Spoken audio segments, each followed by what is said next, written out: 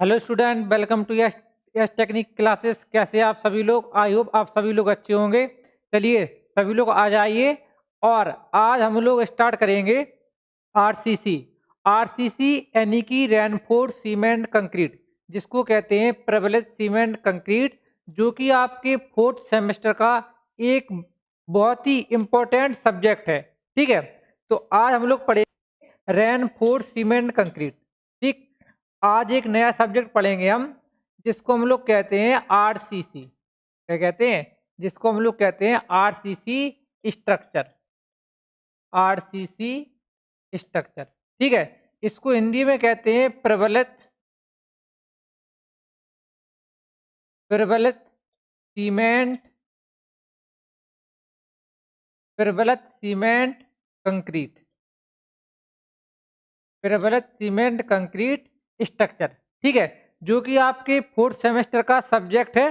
ठीक है, देखिए ये आपका सब्जेक्ट वेरी वेरी इंपॉर्टेंट है। ठीक है, और आपके अन्य सब्जेक्ट की अपेक्षा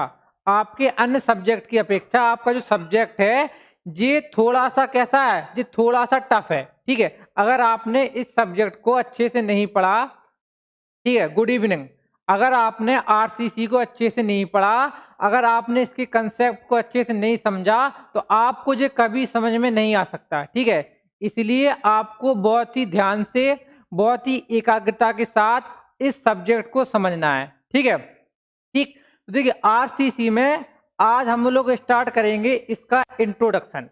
ठीक, क्या देखेंगे? सबसे पहले हम देखेंगे इसका इंट्रोडक्शन। ठीक है, इंट्रोडक्शन में सबसे पहले हम समझेंगे किसको? देखिए, सबसे पहले हम समझेंगे सीमेंट कंक्रीट को। किसको समझेंगे? सबसे पहले हम समझेंगे सीमेंट कंक्रीट। ठीक, देखिए सीमेंट कंक्रीट क्या होता है? आरसीसी को समझने से पहले हम समझेंगे सीमेंट कंक्रीट को। किसको? Cement concrete. सीमेंट कंक्रीट को आप लोग जानते होंगे। ठीक है, आप लोगों ने एक सब्जेक्ट पढ़ा होगा कंक्रीट टेक्नोलॉजी, जिसमें आपने सीमेंट कंक्रीट को समझा था।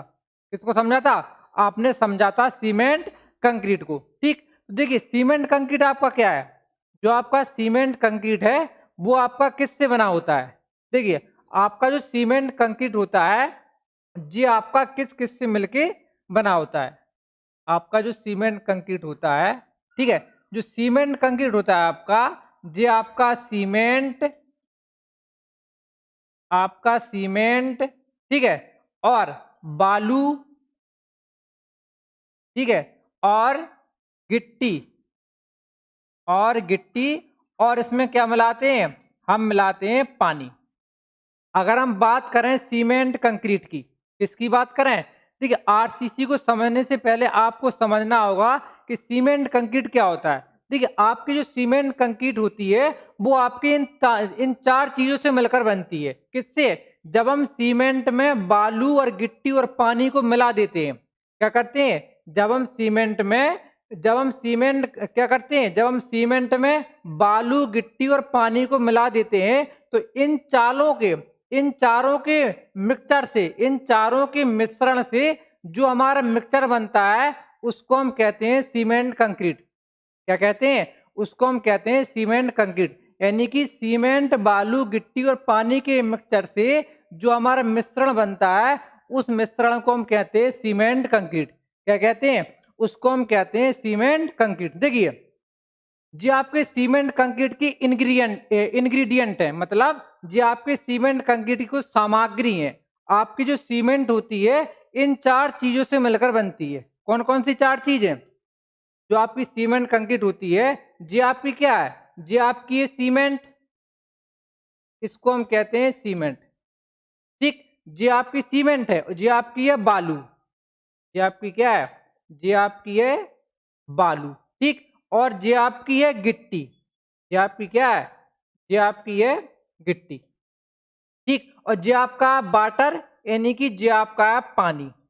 ठीक, जब आप इन चारों चीजों को आपस में मिक्सचर कर देते हैं, जब आप इन चारों चीजों को आपस में, ठीक है, गुड इवनिंग, देखिए आप सीमेंट कंक्रीट कैसे बनाते हैं? जब आप सीमेंट में बालू और उसमें गिट्टी और उसमें पानी, जब इन चारों चीजों को आपस में आप मिला देते हैं तो जो आपका मिश्रण बनता है, क्या बनता है, इन चारों चीजों को आपस में मिलाने से आपका जो मिश्रण बनता है, क्या बनता है, आपका जो मिश्रण बनता है, उस मिश्रण को हम क्या कहते हैं, उस मिश्रण को हम कहते हैं सीमेंट कंक्रीट।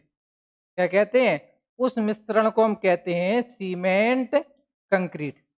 क्या कहते हैं, जब हम सीमेंट, बालू, गिट्टी और पानी को आपस में मिला देते हैं, इन चारों को जब हम आपस में मिला देते हैं तो हमको एक मिश्रण प्राप्त होता है। उस मिश्रण को हम क्या कहते हैं, उस मिश्रण को हम कहते हैं सीमेंट कंक्रीट। क्या कहते हैं, उस मिश्रण को हम कहते हैं सीमेंट कंक्रीट। ठीक है, समझ में आया। इन चार चीजों को मिलाने से, सीमेंट, बालू, गिट्टी, पानी मिलाने से जो हमको मिश्रण प्राप्त होता है, उस मिश्रण को हम कहते हैं सीमेंट कंक्रीट। ठीक है, इसके बाद इतना समझ में आया, बताइए।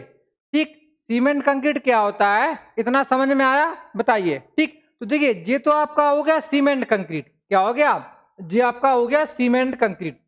देखिए सीमेंट कंक्रीट को हम हिंदी में लिखते हैं, इंग्लिश में क्या लिखते हैं, इंग्लिश में इसको हम लिखते हैं सीमेंट कंक्रीट।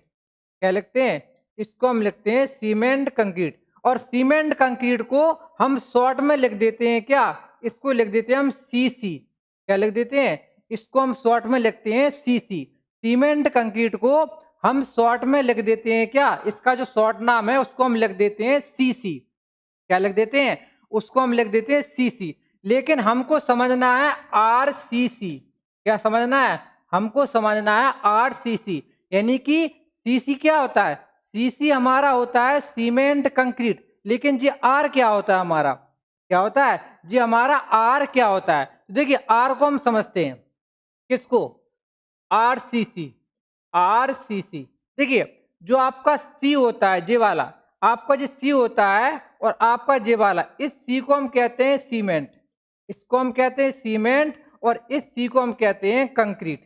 क्या कहते हैं, इस सी को हम कहते हैं कंक्रीट। ठीक, और देखिए आपका जो जे आर होता है, इस आर को हम कहते हैं प्रबलित। क्या कहते हैं, इसको हम कहते हैं प्रबलित। ठीक है, यानी कि जो आपका आर है, इसको हम इंग्लिश में कहते हैं रेनफोर्समेंट। रेनफोर्समेंट, इसको हम क्या कहते हैं, इसको हम कहते हैं रेनफोर्समेंट। कहने का मतलब, देखिए आपकी जो सीमेंट कंक्रीट है, वो आपकी सीमेंट, बालू, गिट्टी और पानी को मिलाने से बनती है, क्या, आपकी सीमेंट कंक्रीट। लेकिन जब आप इन चारों में एक चीज और मिला देते हैं, क्या, इन चारों में जब आप क्या करते हैं, देखिए अब हम, जो आपका आरसीसी, जब आप सीमेंट, बालू, गिट्टी, पानी में एक चीज और मिला देते हैं जिसको हम कहते हैं स्टील। क्या कहते हैं, जिसको हम स्टील कहते हैं, तो आपकी जो कंक्रीट बनती है, देखिए अभी आपके चार घटक थे, क्या थी, अभी आपकी चार सामग्री थी, चार सामग्री को मिलाने से आपकी कंक्रीट बनती है। क्या बनती है, आपकी बनती है सीमेंट कंक्रीट। लेकिन ये आपकी क्या है, ये आपकी पांच, कौन कौन सी पांच, एक आपकी सीमेंट, एक आपकी बालू, एक आपकी गिट्टी, और ये आपका पानी हो गया, और एक इसमें और बढ़ गया, ये है आपका स्टील। क्या है, ये आपका है स्टील। ठीक, तो देखिए ये आपकी हो गई सीमेंट। क्या हो गई, ये आपकी हो गई सीमेंट। ठीक, ये आपकी सीमेंट है, और ये आपकी है बालू, ये आपकी है बालू, और ये आपकी क्या है, ये आपकी है गिट्टी। ठीक, ये आपकी है गिट्टी, और ये आपका है पानी, ये आपका पानी है। और इसमें एक एडिशनल ऐड हो गया, इसमें हम क्या कर दिया, इसमें हमने स्टील को और मिला दिया। क्या कर दिया, इसमें हमने स्टील को और मिला दिया। ये हमारा क्या है, ये हमारा स्टील। तो इन चारों चीजों को मिलाने से जो हमारा मिक्सचर बनता है, इन चारों चीजों को मिलाने से जो हमारा मिश्रण बनता है, इस मिश्रण को हम क्या कहते हैं, इस मिश्रण को हम कहते हैं, क्या, इसको हम कहते हैं आरसीसी। क्या कहते हैं, इसको हम कहते हैं आरसीसी। इस मिश्रण को हम कहते हैं आरसीसी, यानी कि आर का मतलब रेनफोर्स, सी का मतलब सीमेंट, और एक सी का मतलब कंक्रीट, यानी कि रेनफोर्स सीमेंट कंक्रीट। जब हम सीमेंट कंक्रीट में स्टील को ऐड कर देते हैं, तो जो हमारी सीमेंट कंक्रीट होती है वो हमारी आरसीसी बन जाती है। यानी कि क्या बन जाती है, वो हमारी बन जाती है आरसीसी। ठीक, स्टील को ऐड करने से जो हमारी सीमेंट कंक्रीट थी वो हमारी क्या बन गई, जो हमारी सीसी थी, क्या थी सीसी, वो हमारी क्या बन गई, वो हमारी बन गई आरसीसी। ये आर कहाँ से आया, ये आपका आर आया इस स्टील की वजह से। जब हमने इस स्टील को इसमें ऐड कर दिया, इसमें जोड़ दिया, तो हमारा जो क्या बन गया, जो हमारा सीसी था वो हमारा बन गया आरसीसी। क्या बन गया, वो हमारा बन गया आरसीसी। ठीक, बताइए समझ में आया, बोलिए ये आरसीसी क्या होता है, आरसीसी हमारी कैसे बनती है, ये समझ में आया, बोलिए कमेंट कीजिए, बताइए। ठीक, तो अभी आपने समझ लिया सीमेंट क्या होता है, ठीक है, आपका सीमेंट कंक्रीट क्या होता है और आपका आरसीसी क्या होता है। ठीक, आपका सीमेंट कंक्रीट और आरसीसी क्या होता है। ठीक, अब देखिए, अब हम समझते हैं कि जो आपकी अभिलाक्षणिक सामर्थ्य होती है, क्या होती है, आपकी जो कंक्रीट की अभिलाक्षणिक सामर्थ्य कैसे ज्ञात की जाती है। देखिए, इस क्लास में हम क्या करेंगे, एक न्यूमेरिकल को सॉल्व करेंगे, ठीक है, उससे पहले इसको समझना जरूरी है। ठीक है, देखिए अब हम समझेंगे कैरेक्टरिस्टिक स्ट्रेंथ ऑफ कंक्रीट, यानी कि कंक्रीट की अभिलाक्षणिक सामर्थ्य, कंक्रीट की अभिलाक्षणिक सामर्थ्य, कंक्रीट की अभिलाक्षणिक सामर्थ्य। ठीक, यानी कि जो हमारी कंक्रीट होती है उसकी अभिलाक्षणिक सामर्थ्य क्या होती है, कंक्रीट की कैरेक्टरिस्टिक स्ट्रेंथ क्या होती है। देखिए, जो हमारी कंक्रीट की कैरेक्टरिस्टिक स्ट्रेंथ होती है उसकी जो अभिलाक्षणिक सामर्थ्य होती है उसको हम लोग कैसे ज्ञात करते हैं। सबसे पहले हम क्या करते हैं, कंक्रीट के बनाते हैं क्यूब, क्या बनाते हैं, ये आपके क्या है, ये आपके कंक्रीट के क्यूब, ये आपके हैं कंक्रीट के क्यूब। कंक्रीट की अभिलाक्षणिक सामर्थ्य को ज्ञात करने के लिए हम क्या करते हैं, कंक्रीट के क्यूब बनाते हैं। जो कंक्रीट के क्यूब होते हैं, ठीक है, इन क्यूब होता है जो आपका क्या होता है, आपका कंक्रीट का होता है क्यूब। हम बनाते हैं सबसे पहले कंक्रीट के क्यूब, ठीक है, कंक्रीट के क्यूब बनाते हैं। और जो कंक्रीट के जो क्यूब होते हैं इनकी जो माप होती है वो होती है कितनी, वो आपकी होती है 150 mm बाई 150 mm, ठीक है, बाई 150 mm, ठीक है। यानी कि जो हम कंक्रीट के क्यूब बनाते हैं इनकी जो माप होती है वो कितनी होती है, वो 150 mm 150 mm बाई 150 mm की होती है। ठीक, तो सबसे पहले हम कंक्रीट के क्यूब बनाते हैं, उसके बाद हम क्या करते हैं, इस पर लोड को अप्लाई करते हैं, क्या करते हैं, इस पर करते हैं हम लोड को अप्लाइड। ठीक, जिस लोड पर जो हमारा कंक्रीट क्या हो जाए, जिस लोड पर जो हमारा क्यूब क्या हो जाए, हमारा फेल हो जाए, उस लोड को हम कहते हैं उसकी अभिलाक्षणिक सामर्थ्य। सबसे पहले हमको क्या करना है, कंक्रीट के क्यूब बनाने हैं। कितने क्यूब बनाने हैं, हमको सबसे पहले कंक्रीट के क्यूब बनाने हैं और उन क्यूब पर करना हमको लोड अप्लाई। जब हम उस पर लोड अप्लाई करेंगे तो जिस लोड पर क्या हो जाए, जिस लोड पर हमारा जो क्यूब फेल हो जाए उस लोड को हम कहते हैं उसकी अभिलाक्षणिक सामर्थ्य। ठीक, माना, देखिए ऐसे समझिए इसको आप, देखिए आपने क्या किया, आपने कंक्रीट का क्यूब बनाया, कंक्रीट का क्यूब बनाया और इस पे लोड अप्लाई किया, इस पे लोड आपने अप्लाई किया, ठीक है। सबसे पहले आपने लोड किया इस पे अप्लाई, कितना आपने किया 10 न्यूटन, कितना 10 न्यूटन का। और 10 न्यूटन के लोड पे जो क्या हो गया, जो आपका फेल हो गया, क्या हो गया, 10 न्यूटन के लोड पर जो आपका टूट गया कंक्रीट का क्यूब, जो आपका टूट गया, तो इसकी जो अभिलाक्षणिक सामर्थ्य कितनी होगी, इसकी जो अभिलाक्षणिक सामर्थ्य होगी वो कितनी होगी, इसकी जो अभिलाक्षणिक सामर्थ्य होगी वो आपकी कितनी होगी, वो आपकी होगी 10 न्यूटन। कितनी होगी, वो आपकी होगी 10 न्यूटन। ठीक, अब देखिए इसको हम लोग करते कैसे हैं लैब में, इसको लैब में हम लोग कैसे करते हैं, देखिए इसको लैब में हम लोग कैसे करते हैं। अभिलाक्षणिक सामर्थ्य क्या होती है, कंक्रीट की ओए सामर्थ्य, कंक्रीट की ओए सामर्थ्य जिसका 95% जो प्रतिदर्श होते हैं वो उसका क्या करें, वो उसका पक्ष रखें, उसको हम कहते हैं कंक्रीट की अभिलाक्षणिक सामर्थ्य। यानी कि क्या कंक्रीट की वह सामर्थ्य जिसकी न्यूनतम 95% जो प्रतिदर्श होते हैं वो उसके फेवर में हो, मतलब उसको हम क्या कहते हैं, उसको हम कहते हैं कंक्रीट की अभिलाक्षणिक सामर्थ्य।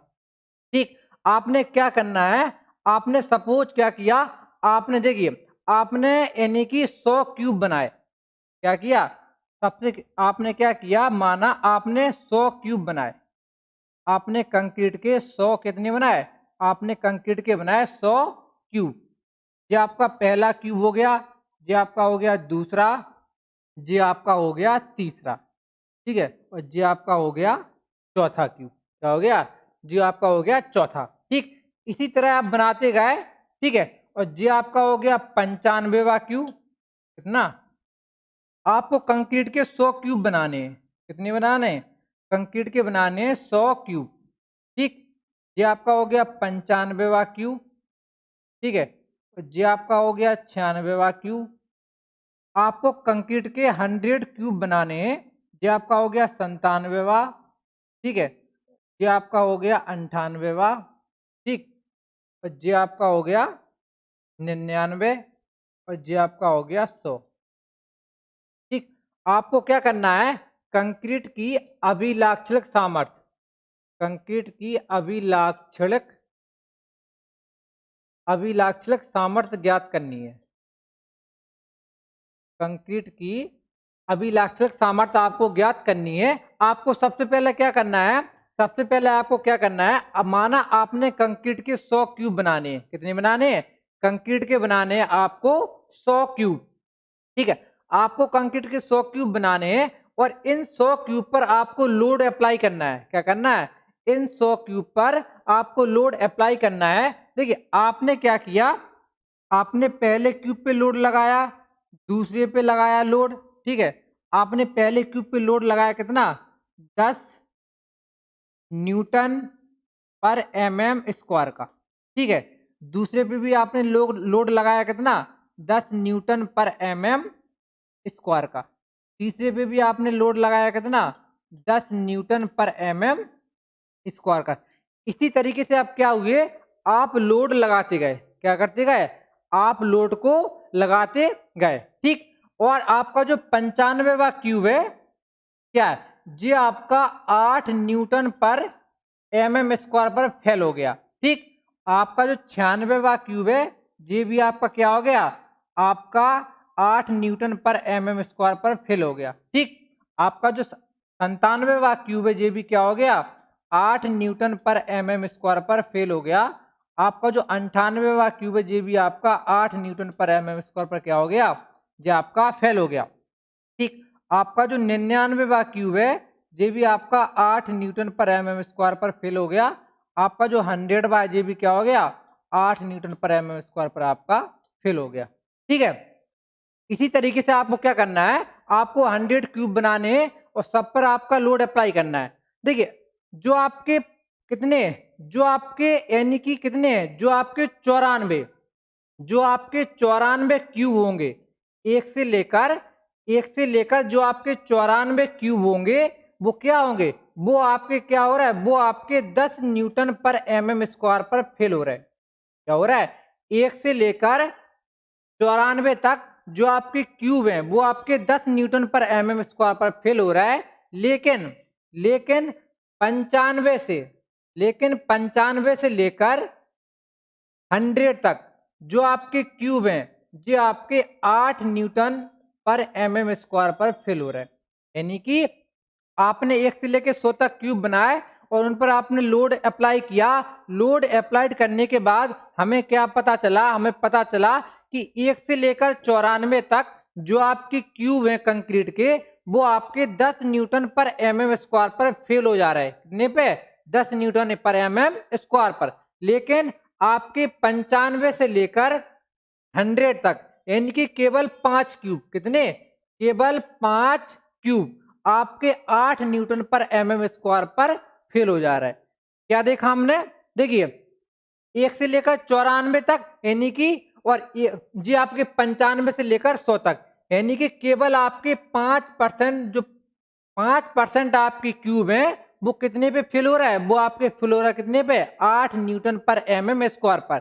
और आपके जो 95% आपके जो 95% क्यूब है वो आपके फेल हो रहा है कितने पे, वो आपके फेल हो रहा है 10 न्यूटन पर एमएम स्क्वायर पर। ठीक, तो इससे हम क्या निष्कर्ष निकालेंगे कि जो कंक्रीट की अभिलाक्षणिक सामर्थ्य है वो कितनी होगी, वो आपकी 10 होगी कि वो आपकी 8 होगी।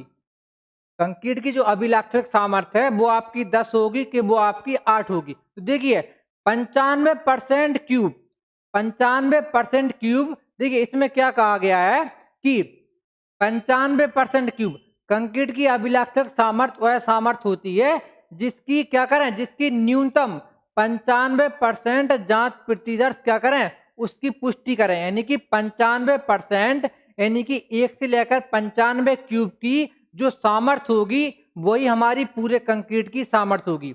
1 से लेकर 95 कहने का मतलब जो आपके 95% क्यूब हैं जिनकी जो सामर्थ्य होगी वही आपकी क्या होगी, वही आपकी पूरे कंक्रीट की सामर्थ्य होगी। और उसी सामर्थ्य को हम क्या कहेंगे, उसी को हम कहेंगे कंक्रीट की अभिलाक्षणिक सामर्थ्य। क्या कहेंगे, उसी को हम कहेंगे कंक्रीट की अभिलाक्षणिक सामर्थ्य। समझ में आया? यानी कि जो 95% क्यूब की जो सामर्थ्य होगी वही आपकी होगी कंक्रीट की अभिलाक्षणिक सामर्थ्य। ठीक, ठीक है ना। तो ये तो हो गया अभिलाक्षणिक सामर्थ्य। इसके बाद जो आपकी अभिलाक्षणिक सामर्थ्य होती है, देखिए आपके जो कंक्रीट की अभिलाक्षणिक सामर्थ्य होती है इसको हम किससे लिखते हैं, इसको हम एफ सी के से लिखते हैं। इसको लिखते हैं, इसको हम लिखते हैं एफ सी के। जो आपकी अभिलाक्षणिक सामर्थ्य होती है इसको हम लिखते हैं एफ सी के। क्या लिखते हैं, आपका जो एफ सी के है इसको हम कहते हैं अभिलाक्षणिक सामर्थ्य। अभिलाक्षणिक को हम लिखते हैं अभिलाक्षणिक सामर्थ्य। अभिलाक्षणिक सामर्थ्य, ठीक। जो आपकी सामर्थ्य होती है इसको हम न्यूटन पर एमएम स्क्वायर, इसका जो मात्रक होता है वो क्या होता है, वो होता है न्यूटन पर एमएम स्क्वायर, या इसी को हम लिखते हैं मेगा पास्कल एमपीए। क्या लिखते हैं, इसी को हम लिखते हैं एमपीए मेगा पास्कल। ठीक, तो जो कंक्रीट की अभिलाक्षणिक सामर्थ्य होती है इसको हम लिखते हैं एफ सी के से, यानी कि क्या, और इसका जो मात्रक होता है वो होता है न्यूटन पर एमएम स्क्वायर। ठीक, इसके बाद हम नेक्स्ट समझेंगे अगला। देखिए अगला हमारा क्या आता है, अब देखिए जो आपकी कंक्रीट होती है, जो आपकी सीमेंट कंक्रीट होती है, ये क्या होती है, इसकी संपीड़न सामर्थ्य तो अधिक होती है लेकिन ये क्या होती है, इसकी तनन सामर्थ्य कम होती है। कंक्रीट देखिए सामर्थ्य आपकी मेनली दो प्रकार की होती है। आपकी जो कंक्रीट होती है, क्या होती है, आपकी जो कंक्रीट होती है, कंक्रीट में क्या होता है, इसकी जो देखिए इसकी जो संपीड़न सामर्थ्य होती है, क्या होती है, इसकी संपीड़न सामर्थ्य, कंक्रीट की संपीड़न सामर्थ्य क्या होती है, अधिक होती है, अधिक होती है। लेकिन लेकिन क्या, इसकी जो तनन सामर्थ्य होती है वो क्या होती है, इसकी तनन सामर्थ्य कम होती है, इसकी तनन सामर्थ्य कम होती है, कम होती है। कंक्रीट की क्या होती है, इसकी संपीड़न सामर्थ्य काफी अधिक होती है लेकिन इसकी तनन सामर्थ्य कम होती है। इसकी जो तनन सामर्थ्य होती है वो कितनी होती है, वो इसकी संपीड़न सामर्थ्य की 1/10 से लेकर 1/10 से लेकर 1/15 तक होती है। कंक्रीट की जो संपीड़न सामर्थ्य होती है उसकी जो इसकी तनन सामर्थ्य होती है वो उसकी संपीड़न सामर्थ्य की 1/10 से कितनी होती है, 1/15। कंक्रीट होती है वो हमारी तनन में कमजोर होती है लेकिन वो हमारी संपीड़न में मजबूत होती है। जो हमारी कंक्रीट होती है वो संपीड़न में मजबूत होती है लेकिन वो तनन में क्या होती है, वो हमारी तनन में कमजोर होती है। और इसकी जो तनन सामर्थ्य होती है वो 1/10 से लेकर 1/15 तक होती है। ठीक है, तो ये तो हो गया उसका क्या, तनन सामर्थ्य। क्या होता है, जो कंक्रीट की तनन सामर्थ्य कितनी होती है, सीमेंट कंक्रीट की तनन सामर्थ्य इसकी संपीड़न सामर्थ्य का 10 से 15% होती है, या 1/10 से 1/15 होती है। ठीक, तो ये तो हो गई उसकी तनन सामर्थ्य। तनन सामर्थ्य के बाद अगला हम समझेंगे modulus of elasticity of concrete. यानी कि कंक्रीट का मापांक अनुपात। क्या समझेंगे?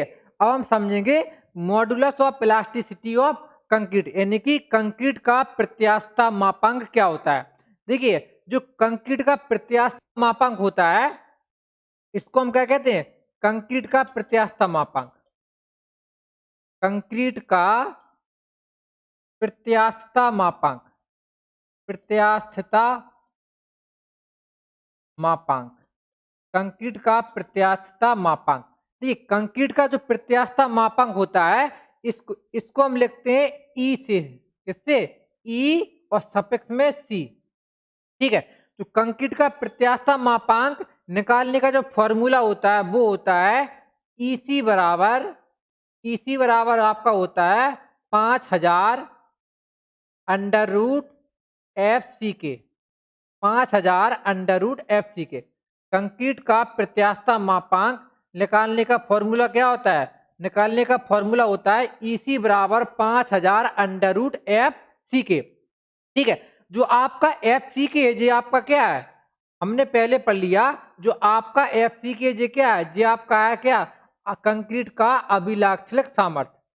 कंक्रीट की अभिलाक्षणिक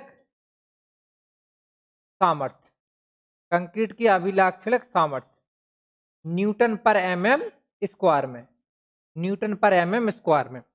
ठीक, कंक्रीट का प्रत्यास्थता मापांक मॉडुलस ऑफ इलास्टिसिटी, इसको हम ईसी लिखते हैं और इसको निकालने का फॉर्मूला होता है ईसी बराबर 5000 अंडर रूट एफ सी के। क्या होता है? ईसी बराबर होता है 5000 अंडर रूट एफ सी के। ठीक, इसके बाद देखिए, इसके बाद हम देखेंगे स्टील का। क्या देखेंगे? जो हमारी स्टील होती है, क्या होती है? जो हमारी होती है स्टील, जो आपकी स्टील होती है, स्टील का प्रत्यास्थता मापन कितना होता है? स्टील जिसको हम कहते हैं इस्पात, इसको हम कहते हैं इस्पात। ठीक, तो इस्पात का प्रत्यास्थता मापांक, इस्पात का प्रत्यास्थता मापांक, इस्पात का प्रत्यास्थता मापांक, इसको हम लिखते हैं ई सी, इसको हम लिखते हैं ई सफिक्स में एस। जो कंक्रीट का होता है उसको हम लिखते हैं ई सी और जो स्टील का होता है उसको हम लिखते हैं ई एस। स्टील का जो प्रत्यास्थता मापांक होता है उसका जो मान होता है, उसका मान होता है ई एस बराबर क्या होता है? उसका मान होता है 2 × 10⁵ न्यूटन पर एमएम स्क्वायर। कंक्रीट जो इस्पात होता है आपका, स्टील का प्रत्यास्थता मापन कितना होता है? ईएस बराबर 2 × 10⁵ न्यूटन पर एमएम स्क्वायर। कंक्रीट का कितना होता है? कंक्रीट का होता है 5000 अंडर रूट एफ सी के। और जो आपका स्टील होता है, स्टील का आपका होता है कितना? 2 × 10⁵ न्यूटन पर एमएम स्क्वायर। ठीक, तो ये तो हो गया आपका प्रत्यास्थता मापांक किसका? कंक्रीट का और आपके स्टील का। ठीक, इसके बाद नेक्स्ट आपका आता, देखिए अब हम पढ़ेंगे कि जो हमारी कंक्रीट को प्रबलित बनाने के लिए, यानी कि आरसीसी बनाने के लिए जो सीमेंट में हम स्टील का ऐड करते हैं, आरसीसी बनाने के लिए जो हम कंक्रीट में स्टील को ऐड करते हैं, वो हमारे स्टील कितने प्रकार की होती है, यानी कि कितने टाइप्स की हमारी स्टील होती हैं जिसको हम सीमेंट कंक्रीट में ऐड करते हैं आरसीसी को बनाने के लिए। ठीक, तो देखिए आपके अब पढ़ेंगे अगला टाइप्स ऑफ रेनफोर्समेंट, यानी कि सुदृढ़ीकरण के प्रकार। देखिए आपके जो रेन स्टील होती है वो आपकी स्टील, देखिए अब हम पढ़ेंगे टाइप्स ऑफ स्टील। जो आपकी स्टील होती है, ठीक है, स्टील जिसको हम कहते हैं इस्पात, इसको हम कहते हैं इस्पात। ठीक, स्टील में जो आपकी सबसे पहले स्टील आती है, ठीक है, इसमें जो सबसे पहले देखिए स्टील में हम बात करें अगर, तो सबसे पहले आपकी स्टील आती है जिसको हम कहते हैं मृदु इस्पात। क्या कहते हैं? इसको हम कहते हैं मृदु इस्पात, मृदु इस्पात। ठीक, आपकी जो सेकंड स्टील आती है इसको हम क्या कहते हैं? इसको हम कहते हैं H/SD, H/SD। ठीक, और इसके बाद आपकी जो नेक्स्ट आती है, देखिए जो आपकी मृदु इस्पात होता है इसको हम लिखते हैं Fe250, ठीक है। और आपका जो S/SD होता है इसको हम लोग दो कैटेगरी में बांटते हैं। कितनी कैटेगरी में? जो आपका H/SD होता है इसको हम दो भागों में बांटते हैं। पहला एक भाग होता है जिसको हम लिखते हैं क्या, जिसको हम लिखते हैं Fe415, ठीक है। और एक आपका होता है Fe500। क्या होता है? एक आपका होता है Fe500, ठीक। जो आपका Fe होता है वो आपको दर्शाता है स्टील को। स्टील आपका क्या होता है? स्टील आपका आयरन से बना होता है, आयरन यानी कि लोहे से, ठीक। तो जो आपका Fe250 है, जो आपका Fe है, ये आपका दर्शाता है किसको? ये आपका दर्शाता है स्टील को। और जो आपकी संख्या लिखी होती है 250, ये 250 दर्शाती है इसकी क्या? इसकी ईल्ड स्ट्रेंथ यानी कि इसकी पराभव सामर्थ्य को। किसको? इसकी पराभव सामर्थ्य, इसकी पराभव सामर्थ्य को, ठीक। तो जी हमारे स्टील को क्या किया? स्टील को हमने दो भागों में बांटा। एक हमारा हो गया माइल्ड स्टील जिसको हम मृदु इस्पात कहते हैं, एक हमारा हो गया H/SD स्टील, ठीक। इसको हम कहते हैं हाई, इसको हम कहते हैं हिंदी में उच्च पराभव सामर्थ्य, उच्च पराभव सामर्थ्य इस्पात। इसको हम कहते हैं उच्च पराभव सामर्थ्य इस्पात, ठीक। तो आपकी जो दो भागों में हमने बांट दिया स्टील को, H/SD स्टील और आपकी कौन सी? आपकी माइल्ड स्टील यानी कि मृदु इस्पात, ठीक। नेक्स्ट देखिए अगला अगला आपका आता है शेप ऑफ बार, यानी कि जो आपके स्टील होते हैं क्या होते हैं? जो आपके स्टील होते हैं उनका आकार क्या होता है, ठीक। तो सबसे पहला आपका जो स्टील आता है शेप ऑफ बार में, ठीक है। अगर हम शेप ऑफ बार में करें, ठीक, तो सबसे पहला आपका शेप आता है यानी कि जो आपका स्टील आता है उसमें सबसे पहले क्या आता है? आपका गोल आकार यानी कि गोल इस्पात। गोल इस्पात इसको हम कहेंगे गोल छड़ यानी कि जो आपका स्टील आता है कौन कौन से आकार में आपको मिलता है? पहला आपका आता है जिसको क्या कहते हैं हम? क्या जिसको हम कहते हैं गोल छड़, ठीक। आपकी जो ये वाला स्टील, जो कौन सा स्टील है ये आपका है, इसको हम कहते हैं गोल छड़। क्या कहते हैं? इसको हम कहते हैं गोल छड़। ये आपका है गोल छड़, ठीक। गोल छड़ इसी को हम कहते हैं मृदु इस्पात। क्या कहते हैं? इसी को हम कहते हैं मृदु इस्पात। इसी को हम क्या कहते हैं? इसी को हम कहते हैं मृदु इस्पात, ठीक। और देखिए आपका जो सेकंड वाला है, सेकंड, इसको हम कहते हैं क्या? इसको हम कहते हैं डिफॉर्म बार, ठीक। यानी कि इसको हम कहते हैं डिफॉर्म बार, जिसको हम क्या कहते हैं? इसको हम कहते हैं डिफॉर्म बार यानी कि डिफॉर्म छड़, ठीक है। और आपकी जो अगली छड़ होती है, जी आपकी जो तीसरी छड़ आती है, इसका आकार होता है, इसको हम कहते हैं ट्विस्टेड बार। क्या कहते हैं? इसको हम कहते हैं ट्विस्टेड बार, ठीक। ट्विस्टेड बार हिंदी में इसको हम कहते हैं मरोड़ छड़। इसको हम कहते हैं मरोड़ छड़। क्या कहते हैं? इसको हम कहते हैं मरोड़ छड़, ठीक है, ठीक। तो देखिए आपका जी वाला स्टील कौन सा है? इसको हम कहते हैं माइल्ड स्टील या गोल छड़। जो आपका सेकंड आता है इसको हम कहते हैं डिफॉर्म बार।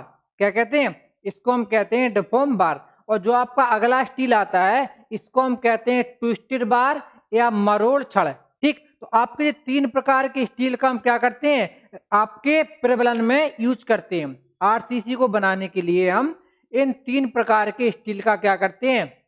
इन तीन प्रकार के स्टील का करते हैं यूज, ठीक। इसके बाद देखिए तो अब हम अगला चैप्टर स्टार्ट करेंगे। देखिए वो पहला चैप्टर में आपका कुछ नहीं जाना, वो आपका इंट्रोडक्शन है, ठीक। असली कहानी आपकी अब स्टार्ट होती है। अब हम पढ़ेंगे वर्किंग स्ट्रेंथ मेथड। क्या पढ़ेंगे? वर्किंग स्ट्रेंथ मेथड, जिसको हम कहते हैं इलास्टिक थ्योरी। क्या कहते हैं? जिसको हम कहते हैं इलास्टिक थ्योरी, ठीक। आरसीसी में आपका सेकंड चैप्टर है जिसको हम कहते हैं वर्किंग स्ट्रेंथ मेथड या उसी को हम कहते हैं इलास्टिक थ्योरी। क्या कहते हैं? इसका हिंदी में नाम है, इसको हिंदी में कहते हैं हम कार्यकारी कार्यकारी प्रतिबल कार्यकारी प्रतिबल विधि कार्यकारी प्रतिबल विधि। ठीक है, इसमें सबसे पहले हम देखेंगे किसको? सबसे पहले हम देखेंगे मॉड्यूलर रेशियो। ठीक, मॉड्यूलर रेशियो यानी कि इसको हम कहते हैं मापांक अनुपात। मापांक अनुपात, मॉड्यूलर मॉड्यूलर रेशियो, इसी को हम कहते हैं मापांक अनुपात। ठीक, आपका देखिए मापांक अनुपात क्या होता है? जो आपका मापांक अनुपात होता है वो आपका क्या होता है? देखिए आपके जो स्टील का क्या होता है? आपके जो स्टील का क्या होता है? प्रत्यास्थता मापांक होता है, और आपके जो कंक्रीट का प्रत्यास्थता मापांक होता है उसका जो अनुपात होता है उसको हम कहते हैं मापांक अनुपात। यानी कि मापांक अनुपात m बराबर क्या होता है?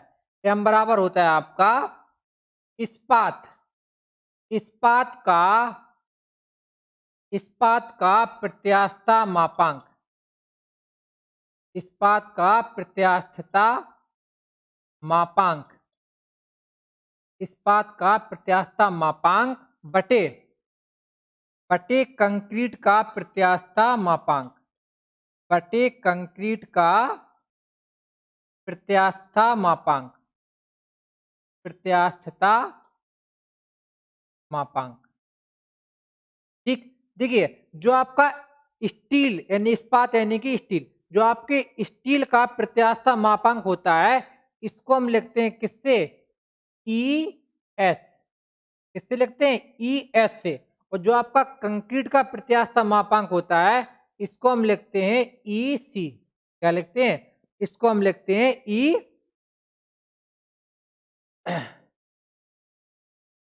ठीक, इसको हम क्या लिखते हैं?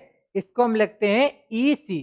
ठीक, तो देखिए जो आपका मापांक अनुपात होता है एम बराबर क्या होता है?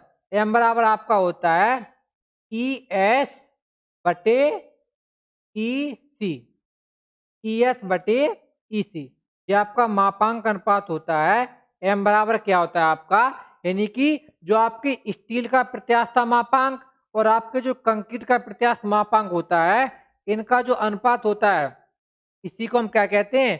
इसी को हम कहते हैं मापांक अनुपात या मॉड्यूलर रेशियो। क्या कहते हैं? इसको हम कहते हैं मापांक अनुपात या मॉड्यूलर रेशियो।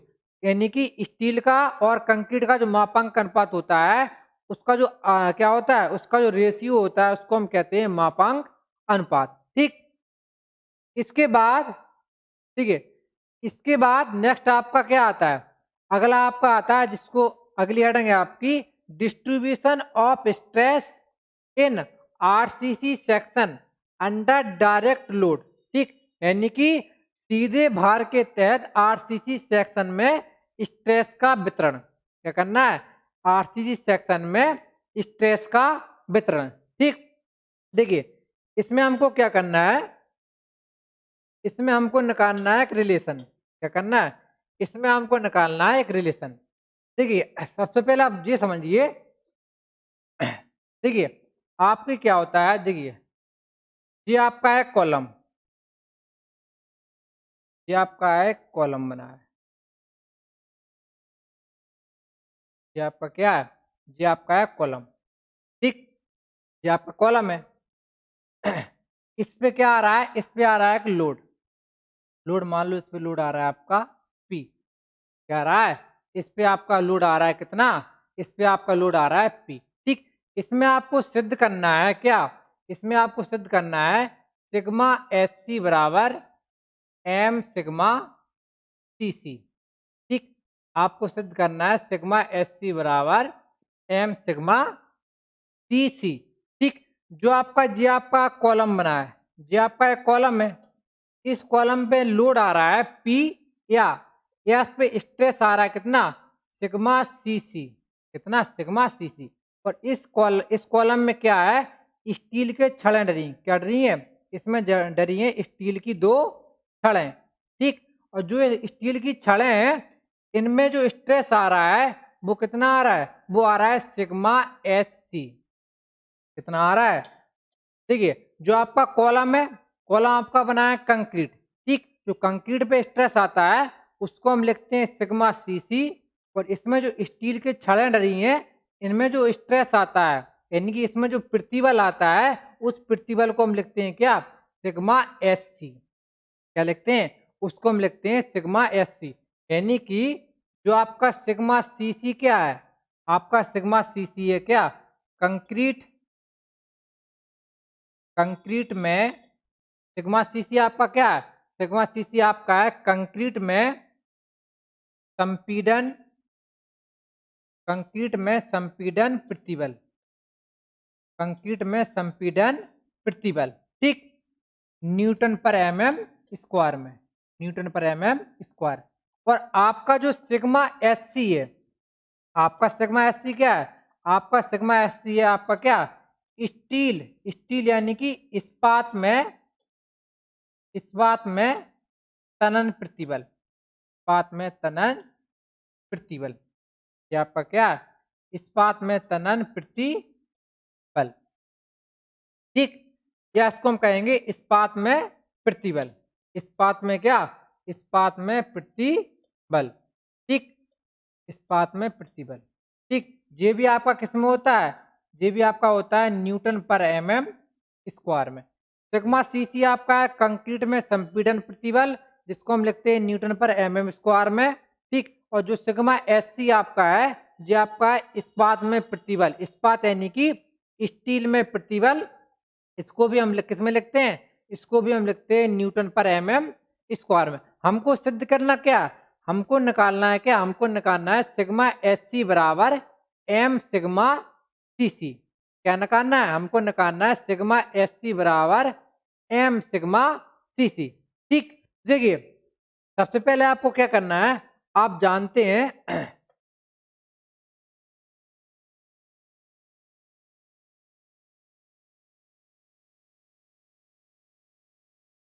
देखिए सबसे पहले हम क्या करेंगे, देखिए जो आपने आपने हुक्सला पढ़ा होगा, क्या पढ़ा होगा, आपने पढ़ा होगा हुक्सला। जो हमारा हुक्सला होता है वो क्या कहता है, वो कहता है stress is directly proportional to strain, यानी कि जो स्ट्रेस होता है हमारा वो क्या होता है, वो हमारा स्ट्रेन के क्या होता है, डायरेक्टली प्रोपोर्शनल होता है, ठीक।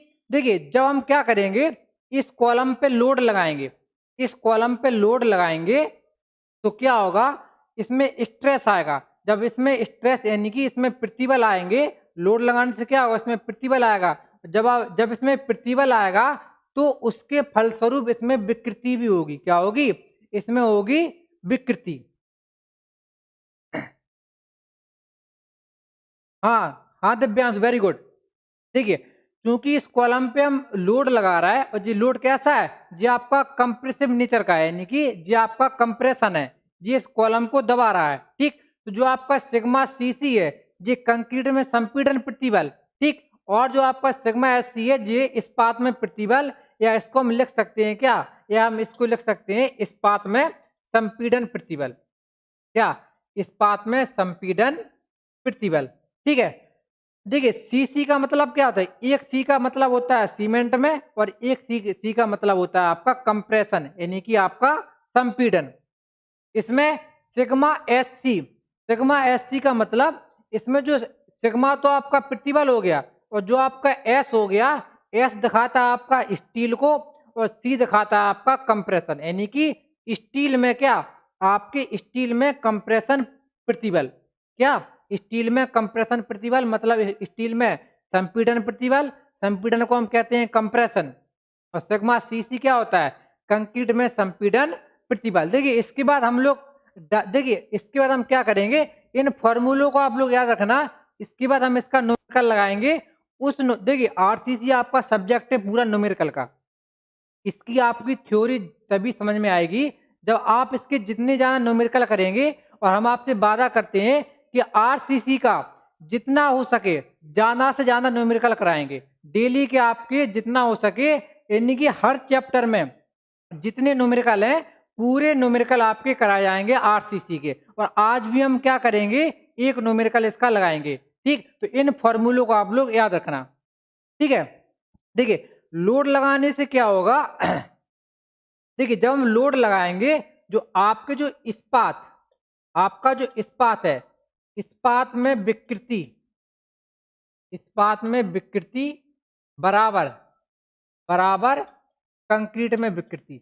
लोड लगाने से क्या होगा, आपका जो इस्पात और कंक्रीट है उसमें जो स्ट्रेन आएगी, उसमें जो विकृति आएगी वो क्या आएगी, वो बराबर आएगी। ठीक, तो इस्पात में विकृति बराबर कंक्रीट में विकृति, कंक्रीट में विकृति। ठीक, देखिए जो इस्पात में जो विकृति होती है इसको हम किससे लिखते हैं, इसको हम लिखते हैं एप्सिलॉन, किससे, एस। ठीक, और आपकी जो कंक्रीट में विकृति होती है इसको लिखते हैं हम एप्सिलॉन सी। ठीक, तो लोड लगाने से जो स्टील और जो कंक्रीट है उन दोनों में जो विकृति होती है वो कैसी होती है, वो समान होती है। ठीक, और देखिए अब हम जानते हैं हुक्स के लॉ, आपने हुक का नियम पढ़ा होगा। हुक का नियम क्या कहता है, हुक का नियम आपका कहता है क्या कि stress is directly proportional to strain, यानी कि प्रतिबल विकृति के समानुपाती होता है। हुक का नियम क्या होता है, ठीक है, जी आपका डेरिवेशन हो रहा है, क्या हो रहा है, डेरिवेशन। ठीक, हुक के नियम के अनुसार, हुक के नियम के अनुसार हम क्या जानते हैं कि जो आपका प्रतिबल होता है, आपका जो प्रतिबल होता है वो क्या होता है, विकृति के समानुपाती होता है। क्या होता है, वो आपके विकृति के समानुपाती होता है। ठीक, प्रतिबल को हम लिखते हैं किससे, सिग्मा बराबर, जब हम इसका प्रोपोर्शनल का जो समानुपाती का जो हम यहाँ से हटाते हैं चिन्ह तो हमारे कांस्टेंट आता है जिसको हम कहते हैं क्या, मॉडुलस ऑफ इलास्टिसिटी ई। ठीक है, और आपकी विकृति होती है एप्सिलॉन, क्या होती है, आपकी विकृति होती है एप्सिलॉन। तो आपका यहाँ से ई बराबर निकल के आता है सिग्मा बटे एप्सिलॉन, क्या आता है, ई बराबर आता है सिग्मा बटे एप्सिलॉन। यानी कि देखिए जो आपका ई होता है इसको हम क्या कहते हैं, इसको हम कहते हैं मॉडुलस ऑफ इलास्टिसिटी या प्रत्यास्थता मापांक, और जो सिग्मा होता है जी आपका होता है प्रतिबल, और जो आपका एप्सिलॉन है जी आपकी क्या है, जी आपकी विकृति। जी आपका कहता है हुक का नियम, क्या कहता है, जी आपका कहता है हुक का नियम। अब यहाँ पे देखें, अगर हमको क्या करना है, अगर हमको मान निकालना है ईसी का, तो ईसी बराबर क्या हो जाएगा, ईसी बराबर क्या हो जाएगा, ईसी बराबर हो जाएगा आपका सिग्मा सीसी बटे एप्सिलॉन सी। क्या हो जाएगा, ईसी बराबर क्या हो जाएगा, सिग्मा सीसी बटे एप्सिलॉन सी। यानी कि अगर हम कंक्रीट का प्रत्यास्थता मापांक निकालें तो कंक्रीट का प्रत्यास्थता मापांक बराबर हो जाएगा कंक्रीट में संपीड़न प्रतिबल बटे कंक्रीट में विकृति, कंक्रीट में विकृति। ठीक, इसके बाद अगर हम स्टील में निकालें, क्या निकालें, अगर हम स्टील का प्रत्यास्थता मापांक निकालें तो स्टील का प्रत्यास्थता मापांक बराबर क्या हो जाएगा आपका, स्टील का प्रत्यास्थता मापांक आपका क्या हो जाएगा, स्टील में संपीड़न प्रतिबल यानी कि सिग्मा एस सी बटे स्टील में विकृति यानी कि एप्सिलॉन एस। ये आपका क्या हो गया, ये आपका हो गया स्टील का प्रत्यास्थता मापांक, और ये आपका क्या हो गया, ये आपका हो गया कंक्रीट का प्रत्यास्थता मापांक। ठीक, स्टील का प्रत्यास्थता मापांक हो गया कंक्रीट का प्रत्यास्थता मापांक। ठीक, देखिए हम क्या जानते हैं कि लोड लगाने पर इस्पात में विकृति बराबर कंक्रीट में विकृति, यानी कि एप्सिलॉन एस बराबर एप्सिलॉन सी। अब देखिए जो एप्सिलॉन एस है, अगर हम यहाँ से एप्सिलॉन एक्स का मान निकालें, किसका मान, अगर हम यहाँ से एप्सिलॉन एस का मान निकालें यानी कि विकृति का मान निकालें स्टील में, तो आपका क्या आ जाएगा, एप्सिलॉन विकृति के स्थान पर हम क्या लिख सकते हैं, इसके स्थान पर हम लिख सकते हैं सिग्मा एस सी बटे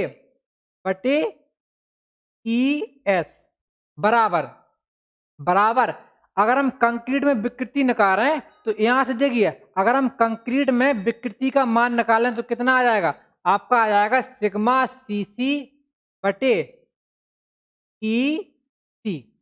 कितना आ जाएगा, सिग्मा सी सी बटे ई सी। इतना समझ में आया। यहां से हमने क्या किया, कंक्रीट में विकृति बराबर इसमें यहां से हमने निकाल लिया स्टील में, और यहां से हमने निकाल लिया कंक्रीट में विकृति। ठीक, यहां से हमने मान रख दिया एप्सिलॉन एस का मान रख दिया, कितना आएगा सिग्मा एस सी बटे ई एस बराबर सिग्मा सी सी बटे ई सी। ठीक, अब देखिए, अब हमको क्या करना है, हमको अब क्या करना है, ई को एक साइड करना है और सिग्मा सिग्मा को एक साइड करना है। अब हम क्या करेंगे, ई एस को उस साइड ले जाएंगे और सिग्मा सी सी को इस साइड लाएंगे, तो आपका क्या आ जाएगा, सिग्मा एस सी बटे सिग्मा सी सी बराबर, ये आपका ई एस ऊपर पहुंच जाएगा, तो ये आपका हो जाएगा सिग्मा ई एस, ये आपका हो जाएगा ई एस बटे ई सी। हमने क्या किया, पक्षांतर कर दिया, सिग्मा को एक साइड कर लिया, ई को हमने एक साइड कर लिया, सिग्मा सी सी इधर आ गया, ये आपका ई एस आपका ऊपर पहुंच गया, ठीक है। तो आपका क्या आ गया, सिग्मा एस सी बटे सिग्मा सी सी बराबर ई एस बटे ई सी, ई एस बटे ई सी, ठीक। देखिए, ई एस बटे ई सी आपका होता है मापांक अनुपात, क्या होता है, जो आपका ई एस बटे ई सी होता है, ये आपका क्या होता है, ये आपका होता है मापांक अनुपात। आपने पढ़ा होगा, जो आपका मापांक अनुपात होता है एम बराबर क्या होता है आपका, ई एस बटे ई सी, क्या होता है, ई एस बटे ई सी। जो मापांक अनुपात होता है वो क्या होता है, concrete is a better material. हाँ, जो आपकी कंक्रीट होती है वो आपकी एक बेटर मटेरियल होती है, ठीक है। तो यहां से देखिए, एम बराबर आपका होता है ई एस बटे ई सी, ठीक। तो ई एस बटे ई सी के स्थान पर हम क्या लिख सकते हैं, हम लिख सकते हैं एम, ठीक। तो आपका सिग्मा एस सी बटे सिग्मा सी सी बराबर एम, ठीक। अब यहां से हम क्या करेंगे, तो इसी को क्या करना था, इसी को हमको प्रूफ करना था, इसको हम इस तरीके से भी लिख सकते हैं, सिग्मा एस सी बराबर एम सिग्मा सी सी। ये आपका प्रूफ हो गया, क्या हो गया, ये आपका प्रूफ क्या हो गया, कि आपका जो स्टील में संपीड़न प्रतिबल होता है वो क्या होता है, कंक्रीट में संपीड़न प्रतिबल का क्या होता है, एम टाइम्स एम गुना होता है, ठीक। तो जो आपका स्टील में संपीड़न प्रतिबल, मापांक अनुपात और कंक्रीट में संपीड़न प्रतिबल, इन तीनों में आपका आ गया रिलेशन। इसी को हमको सिद्ध करना था, क्या, सिग्मा एस सी बराबर एम सिग्मा सी सी। सही समझ में आया सचिन? सचिन बताइए, समझ में आया, बोलिए सचिन, ठीक है। तो ये आपका क्या आ गया, ये आपका आ गया इसमें रिलेशन, और इसी को हमको क्या करना था, इसी को हमको करना था प्रूफ। सिग्मा एस सी बराबर एम सिग्मा सी सी, सिग्मा एस सी बराबर क्या, सिग्मा एस सी बराबर एम सिग्मा सी सी। बताइए, इसी को हमको करना था प्रूफ, ठीक है। अब देखिए, अगला हमारा टॉपिक आता है जिसको हम कहते हैं stress and strain diagram of concrete, stress and strain diagram of concrete, stress and strain diagram of concrete, ठीक। यानी कि तनाव और विकृति आरेख, तनाव और विकृति आरेख, ठीक। अब हम पढ़ेंगे कंक्रीट का स्ट्रेस एंड स्ट्रेन डायग्राम। देखिए, सबसे पहले आपको क्या समझना है, सबसे पहले हम समझेंगे, देखिए देखिए हम ले एक बनाते हैं, सबसे पहले बीम का क्रॉस सेक्शन, क्या बनाते हैं, ये आपका एक है बीम का क्रॉस सेक्शन, ये आपका एक है बीम का क्रॉस सेक्शन, ये आपका है क्या, बीम का क्रॉस सेक्शन, ठीक। ये आपका है बीम का क्रॉस सेक्शन, देखिए ये आपका बीम का क्रॉस सेक्शन है, और ये बीम की चौड़ाई, इसको हम लिखते हैं बी, बीम की चौड़ाई ये आपकी बी, ठीक। और ये आपकी बीम की जो गहराई होती है इसको हम लिखते हैं कैपिटल डी, ये आपकी हो गई बीम की गहराई, ठीक। इसके बाद इसके बीचों बीच एक अक्ष होता है, क्या होता है, इसके बीच में एक अक्ष होता है, इसके बीच में एक अक्ष होता है, इस अक्ष को हम क्या कहते हैं, इसको हम कहते हैं न्यूट्रल एक्सिस, क्या कहते हैं, इसको हम लिखते हैं न्यूट्रल एक्सिस, या इसको हम लिखते हैं एन ए, इसको हम लिखते हैं एन ए, ठीक। इसको हम कहते हैं उदासीन अक्ष, इसको हम क्या कहते हैं, इसको हम कहते हैं बल शून्य रेखा, क्या कहते हैं, इसको हम कहते हैं बल शून्य रेखा, इसको हम कहते हैं बल शून्य रेखा। ठीक, ठीक है। जो आपकी बल, और यहाँ पे क्या किया जाता है, जो आपकी जो अक्ष है, जो आपकी बल शून्य रेखा है, इस बल शून्य रेखा के ऊपर आपकी जो कंक्रीट होती है वो आपकी होती है संपीड़न में। इसमें होती है, वो आपकी होती है संपीड़न में, इसमें संपीड़न में। और आपके जो बल शून्य रेखा आपकी जी है, इसके नीचे जो कंक्रीट होती है आपकी, वो आपकी होती है तनन में, इसमें तनन में। ठीक, और यहाँ पर हम जानते हैं कि कंक्रीट तनन में कमजोर होती है, इसीलिए नीचे हम क्या करते हैं, यहाँ पर स्टील को प्रोवाइड करते हैं। क्या करते हैं, यहाँ पर हम क्या करते हैं, स्टील के छड़ों को क्या कर देते हैं, यहाँ पर हम स्टील के छड़ों को यहाँ पर हम डाल देते हैं। ठीक, ठीक है। जो आपकी बल शून्य रेखा होती है, इसकी जो ऊपर से दूरी होती है उसको हम मानते हैं एक्स। क्या मानते हैं, उसको हम मानते हैं एक्स। ठीक, और जो आपका स्टील है, जो आपका क्या, आपका स्टील, जो आपकी स्टील की छड़ें डली यहाँ पर 1 2 3, ये स्टील की छड़ें, स्टील की छड़ों की जो बीम के ऊपरी सिरे से जो दूरी होती है वो आपकी होती है क्या, स्मॉल डी, उसको हम लिखते हैं स्मॉल डी। ठीक, जो आपकी स्मॉल डी, जो आपकी क्या है, जो आपकी स्मॉल डी है, वो इस बीम के ऊपर से जो आपकी स्टील की छड़ें हैं, इनके बीच की जो दूरी है उसको हम क्या लिखते हैं, उसको हम लिखते हैं स्मॉल डी। ठीक, और आपका जो स्टील की छड़ें और इसका जो नीचे का सिरा है, इनके बीच की जो दूरी होती है, ये वाली दूरी, इसको हम कहते हैं कंक्रीट कवर। इसको हम क्या कहते हैं, इसको हम कहते हैं कवर, इसको हम कहते हैं आवरण। क्या कहते हैं, इसको हम कहते हैं कवर, इसको हम कहते हैं आवरण।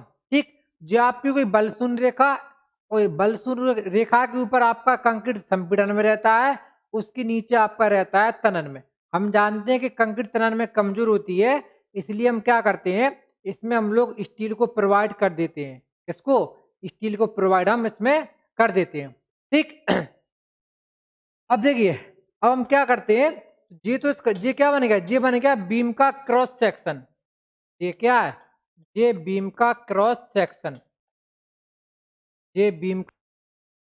अब हम क्या करते हैं, इसी बीम का हम बनाते हैं अब स्ट्रेस और स्ट्रेन डायग्राम। क्या बनाते हैं, अब हम इसी का बनाते हैं स्ट्रेस और स्ट्रेन डायग्राम। ठीक, इसी का हम क्या करेंगे, अब हम इसी का बनाएंगे स्ट्रेस और स्ट्रेन डायग्राम।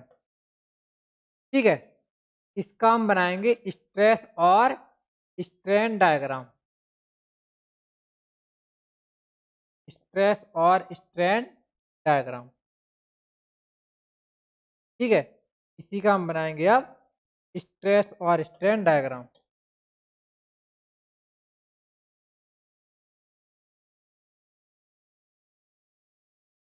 ये आपका हो गया बीम का क्रॉस सेक्शन। अब हम बनाएंगे इसका स्ट्रेस डायग्राम। ठीक, तो देखिए सबसे पहले हम इसका बनाते हैं स्ट्रेस डायग्राम। हम इसका स्ट्रेस डायग्राम बनाएंगे जब, ठीक है, हम जानते हैं इसका स्ट्रेस डायग्राम बनेगा आपका इस प्रकार का, इस तरीके से। ये बन गया इसका स्ट्रेस डायग्राम।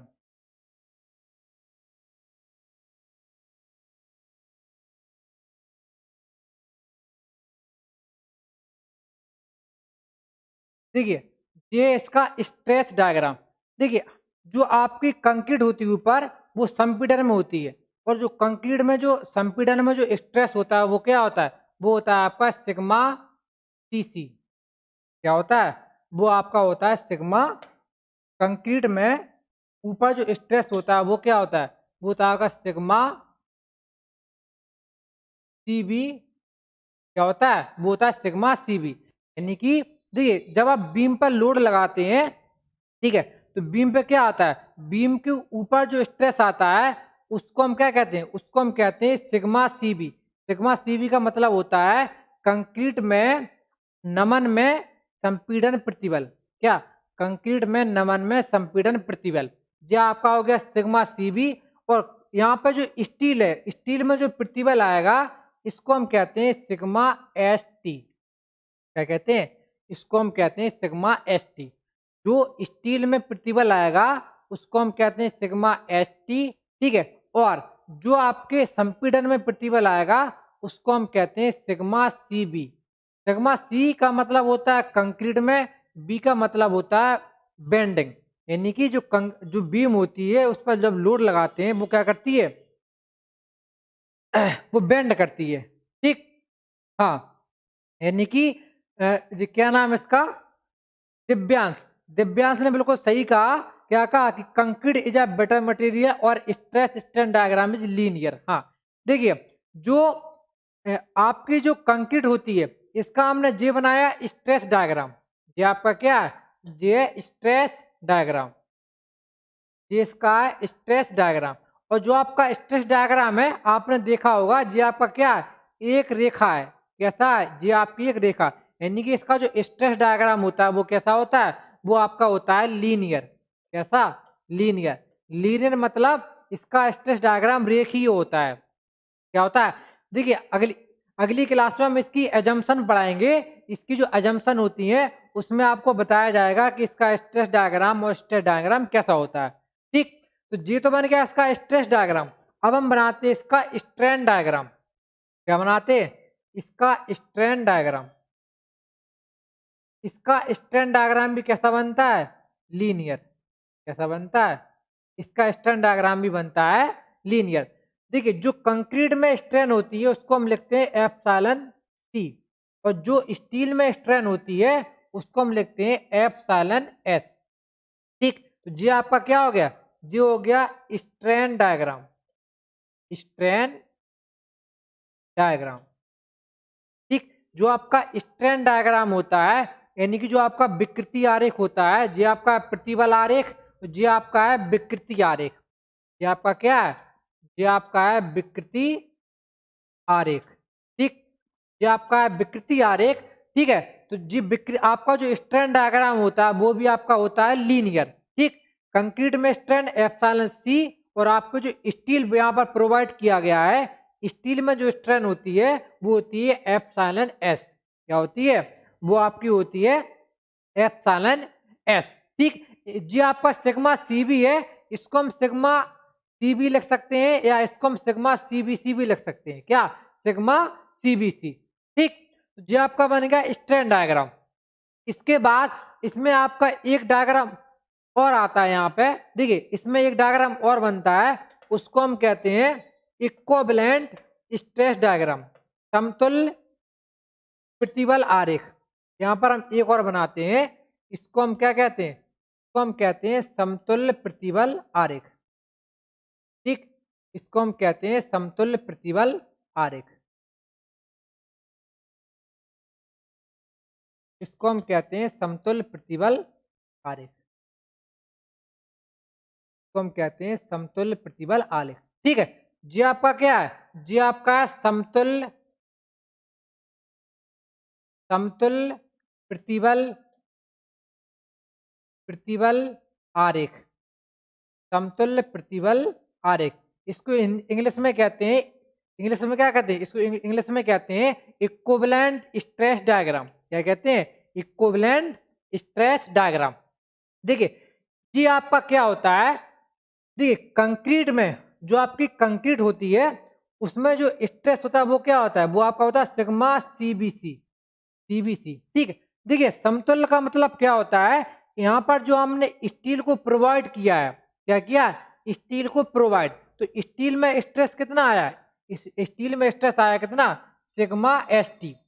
अगर हम क्या करें, इस स्टील की स्थान पर, इस स्टील के स्थान पर हम क्या करें, इतने जगह में हम क्या करें, इसको कंक्रीट से हम क्या कर दें, रिप्लेस कर दें, तो यहाँ पर जो आपका स्ट्रेस आएगा वो आपका आएगा सिग्मा एस टी बटे एम। क्या आएगा, वो आपका आया, वो आपका आएगा सिग्मा एस टी बटे एन। यानी कि इस हमने पूरे स्ट्रेस डायग्राम को, जो आपका स्ट्रेस डायग्राम आया था, इसको हमने क्या कर दिया, इसको हमने पूरा कंक्रीट के स्ट्रेस डायग्राम में परिवर्तित कर दिया। क्या कर दिया, इसको हमने पूरा कंक्रीट के स्ट्रेस डायग्राम में परिवर्तित कर दिया। ठीक, तो यहाँ नीचे स्ट्रेस कितना हो जाएगा, सिग्मा एस टी बटे एम। ठीक है, इस स्ट्रेस डायग्राम में ऊपर कितना था, सिग्मा सीबीसी, और नीचे था सिग्मा एस टी। तो सिग्मा एस टी था वो स्टील में था, हमने इसको कंक्रीट में बदल दिया, तो नीचे कितना आ जाएगा आपका, आ जाएगा सिग्मा एस टी बटे एम। क्या आ जाएगा, सिग्मा एस टी बटे एम।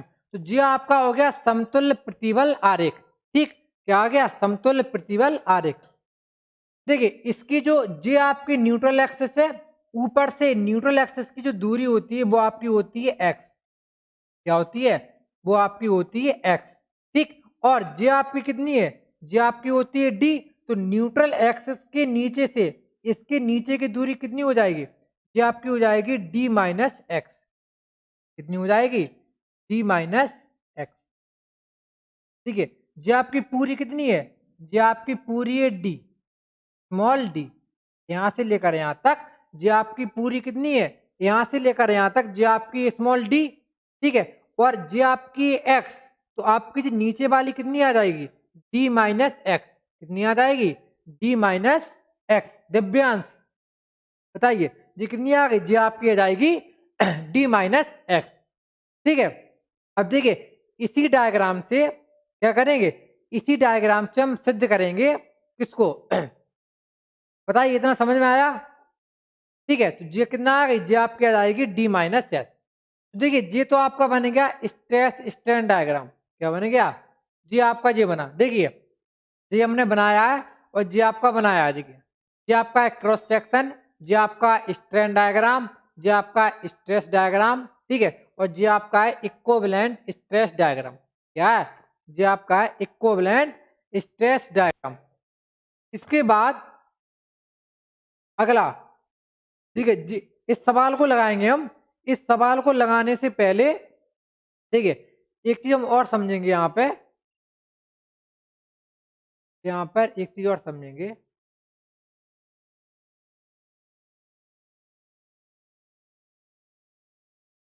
देखिए अगला आपका आता है न्यूट्रल एक्सिस।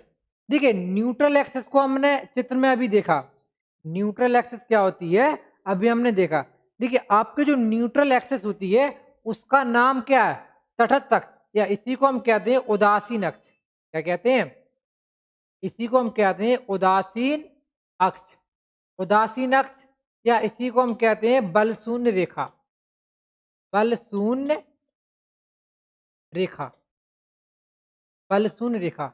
देखिए बल शून्य रेखा क्या होती है, जो आपका था क्रॉस सेक्शन, इसके बीच में यहाँ पर रेखा थी जिसको हमने लिखा था एन ए। ये आपकी होती है बल शून्य रेखा।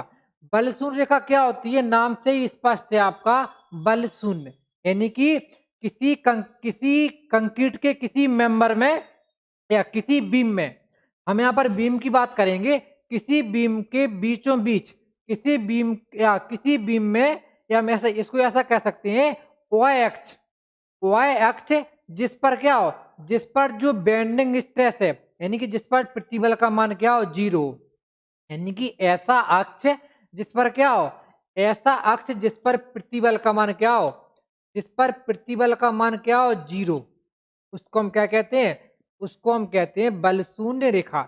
आपका नाम से स्पष्ट है बल शून्य रेखा, यानी कि ऐसी अक्ष, ठीक है, या ऐसी रेखा जिस पर प्रतिबल का मान कैसा हो, जीरो हो, उसको हम कहते हैं बल शून्य रेखा।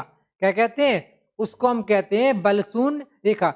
जो बल शून्य रेखा के ऊपर का क्षेत्र संपीड़न वाला होता है, नीचे का क्षेत्र कैसा होता है, तनन में होता है। ऊपर का होता है संपीड़न में, नीचे का आपका होता है तनन में। ठीक, और जी आपकी क्या होगा, बल शून्य रेखा। ठीक, यहाँ पर क्या होता है, यहाँ पर जो प्रतिबल का मान होता है, सिग्मा का मान कितना होता है, यहाँ पर होता है जीरो। ठीक, ऊपर प्रतिबल का मान अधिक होता है, नीचे भी प्रतिबल का मान अधिक होता है। ठीक है, लेकिन जो बीच में प्रतिबल का मान क्या होता है, वो आपका होता है जीरो। यानी कि किसी धरन में ऊपर प्रतिबल का मान मैक्सिमम होता है, नीचे भी मैक्सिमम होता है, लेकिन जो बीच में प्रतिबल का मान होता है वो क्या होता है, वो आपका होता है जीरो। ठीक, नीचे क्या होता है, वो आपका होता है जीरो। ठीक है, ठीक है, जो आपकी न्यूट्रल अक्ष होती है वो आपकी दो प्रकार की होती है। जो आपकी न्यूट्रल एक्सिस होती है वो आपकी दो प्रकार की होती है, जिसमें पहला आपका आता है क्रांतिक, पहला आपका क्या आता है, क्रिटिकल न्यूट्रल एक्सिस। पहली आपकी आती है जिसको हम कहते हैं क्रांतिक क्रांतिक बल शून्य रेखा, क्रांतिक बल शून्य रेखा, क्रांतिक बल शून्य रेखा, ठीक है, जिसको हम कहते हैं क्रिटिकल न्यूट्रल एक्सिस, इसको हम लिखते हैं एक्स सी। ठीक है, होती है जी, जो आपकी न्यूट्रल एक्सिस होती है ऊपर से इसकी दूरी कितनी होती है एक्स, क्या होती है, ऊपर से इसकी दूरी होती है कितनी, ऊपर से इसकी दूरी होती है एक्स। ठीक है, तो हमारी जो न्यूट्रल एक्सिस होती है, यानी कि जो हमारी बलशून्य रेखा होती है, उसको दो भागों में बांटा गया है। सबसे पहले हमारी आती है क्रांतिक बलशून्य रेखा, क्रिटिकल न्यूट्रल एक्सिस। जो आपकी क्रांतिक बलशून्य रेखा होती है, इसको हम लिखते हैं एस सी। क्या लिखते हैं, इसको हम लिखते हैं एक्स सी। अब देखिए, अगर हमसे कहा जाए कि ऊपर से इसकी यानी कि एक्स सी का मान निकालिए, यानी कि बीम के ऊपरी सिरे से न्यूट्रल एक्सिस की दूरी निकालिए, तो उस दूरी को हम कैसे निकालेंगे, उसका फॉर्मूला क्या होता है, उसको हम अभी ड्राइव करेंगे। क्या करेंगे, उसको हम अभी करेंगे ड्राइव। ठीक, देखिए हमने अभी क्या देखा था, अभी हमने बनाया था इक्विवेलेंट स्ट्रेस डायग्राम, समतुल्य प्रतिबल आरेख। इसी आरेख की मदद से हम क्या करेंगे, क्रांतिक बलशून्य रेखा की दूरी को हम ज्ञात करेंगे। क्या करेंगे, हम क्रांतिक बलशून्य रेखा की दूरी को ज्ञात करेंगे। ठीक, यहाँ पर हम बनाते हैं क्रिटिकल न्यूट्रल एक्सिस। क्या बनाते हैं, यहाँ पर हम बनाते हैं समतुल्य प्रतिबल आरेख। ये आपका है समतुल्य प्रतिबल आरेख। ठीक है, ये आपके यहाँ पर है न्यूट्रल एक्सिस, क्या है, एन ए, जिसको हम लिखते हैं एन ए। ठीक है, ये आपकी क्या है, न्यूट्रल एक्सिस। यहाँ पर प्रतिबल कितना था, सिग्मा सी बी सी, और यहाँ पर प्रतिबल कितना था, सिग्मा एस टी बटे एम। कितना था, सिग्मा एस टी बटे एम। ठीक है, इसकी जो ऊपर से दूरी है वो कितनी है, वो है एक्स सी, एक्स सी। ठीक है, और इसकी जो टोटल दूरी है वो कितनी है, वो है स्मॉल डी, नहीं है, स्मॉल डी। अगर हम क्या करें, न्यूट्रल एक्सिस से इसकी नीचे की सिरे की दूरी निकाल रहे हैं, यानी कि जे वाली, तो टोटल में से हम एक्स सी को घटा देंगे, तो जे आपकी आ जाएगी डी माइनस एक्स सी। कितनी आ जाएगी, जे आपकी आ जाएगी डी माइनस एक्स सी। क्या आ जाएगी, डी माइनस एक्स सी। ठीक है, अब देखिए यहाँ पर देखना आप, हमको निकालना है एक्स सी का मान। किसका निकालना है, क्रिटिकल न्यूट्रल एक्सिस का हमको मान निकालना है, किसका, क्रांतिक बलशून्य रेखा का। देखिए यहाँ पर आपको दो त्रिभुज दिखाई दे रहे हैं, एक त्रिभुज आपका ये है, एक त्रिभुज आपका ये है। ठीक, ये दोनों ही त्रिभुज क्या है, सर्वांगसम है। क्या है, दोनों ही त्रिभुज आपके ये क्या है, सर्वांगसम है। और सर्वांगसम का नियम क्या कहता है कि इनकी जो भुजाओं का अनुपात होता है वो कैसा होता है, वो हमेशा बराबर होता है। इनकी जो भुजाओं का अनुपात होता है वो क्या होता है, वो हमेशा होता है बराबर। ठीक, तो ये दोनों त्रिभुज सर्वांगसम है, और सर्वांगसम से नियम से हम क्या जानते हैं, इनकी भुजाओं का अनुपात बराबर होता है। कहने का मतलब क्या, कि एक्स सी बटे सिग्मा सी बी सी, यानी कि एक्स सी बटे सिग्मा सी बी सी बराबर, बराबर क्या, बराबर क्या, बराबर t minus x c, t minus x c बटे sigma s t minus m, sigma s t बटे एम। ये दोनों त्रिभुज सर्वांगसम है, और सर्वांगसम का नियम क्या कहता है कि इनकी जो भुजाओं का अनुपात होता है वो बराबर होता है। तो हमने क्या किया, एक्स सी बटे सिग्मा सी बी सी बराबर टी माइनस एक्स सी बटे सिग्मा एस टी बटे एम। ये आपका है सर्वांगसम का नियम। हमको मान निकालना है किसका, हमको मान निकालना है एक्स सी का। ठीक, तो इसको हम क्या करेंगे, इस तरीके से लिखेंगे, इसको हम क्या करेंगे, इसको हम ऐसा लिखेंगे सिग्मा एस टी बटे m sigma c b c बराबर टी माइनस एक्स सी बटे एक्स सी। ठीक है, ये आपका फॉर्मूला आ गया। क्या आ गया, ये आपका आ गया फॉर्मूला। आप इसको पलटकर इस तरीके से भी लिख सकते हैं, m sigma c b c बटे सिग्मा एस टी बराबर एक्स सी बटे d minus x c, d minus x c. ठीक, ये आपका आ गया क्रिटिकल न्यूट्रल एक्सिस का फॉर्मूला। यानी कि इस फॉर्मूले की मदद से आप क्या कर सकते हैं, इसको आप सिद्ध कर सकते हैं। क्या कर सकते हैं, यहाँ से हम क्या करेंगे, एक्स सी का मान निकाल सकते हैं। अगर आपके पास सिग्मा सीबीसी का मान दिया है और सिग्मा एसटी का मान दिया है, अगर अगर आपको sigma CBC, sigma ST, m और डी का मान पता है, तो आप यहाँ पर रखकर क्या कर सकते हैं, क्रिटिकल न्यूट्रल एक्सिस यानी कि एक्स सी का मान आप ज्ञात कर सकते हैं। क्या कर सकते हैं, अगर आपको सिग्मा सीबीसी, सिग्मा एसटी और एम का मान पता है और डी का मान पता है, तो यहाँ पर रखकर आप क्या कर सकते हैं, एस सी का मान ज्ञात कर सकते हैं। ठीक है, तो जी आपका आ गया क्रांतिक बल शून्य रेखा की दूरी, यानी कि एक्स सी का मान आ गया। क्या आ गया, जी आपका आ गया एक्स सी का मान। ठीक, आपकी दूसरी बल शून्य रेखा आती है जिसको हम कहते हैं वास्तविक बल शून्य रेखा। क्या कहते हैं, सेकंड आती है जिसको हम कहते हैं वास्तविक वास्तविक वास्तविक बल शून्य रेखा, वास्तविक बल शून्य रेखा, वास्तविक बल शून्य रेखा जिसको हम लिखते हैं एक्स ए, एक्चुअल न्यूट्रल एक्सिस। वास्तविक बल शून्य रेखा एक्चुअल न्यूट्रल एक्सिस जिसको हम लिखते हैं एक्स ए। क्या लिखते हैं, जिसको हम लिखते हैं एक्स ए। ठीक है, इसको हम कैसे ज्ञात करेंगे, सबसे पहले हम बनाएंगे क्रॉस सेक्शन। क्या बनाएंगे, हम बनाएंगे क्रॉस सेक्शन। ये आपका है न्यूट्रल एक्सिस, कौन सा, एक्चुअल। ये आपका है वास्तविक बल शून्य रेखा। ऊपर से इसकी दूरी कितनी है, एक्स ए, कितनी है, एक्स ए। इसकी चौड़ाई कितनी है, बी। ठीक है, इसकी चौड़ाई कितनी है, बी। यहाँ पर हमारा है स्टील, यहाँ पर हमारा क्या है, स्टील। स्टील का जो एरिया होता है, स्टील का जो क्षेत्रफल होता है, उसको हम लिखते हैं ए एस टी।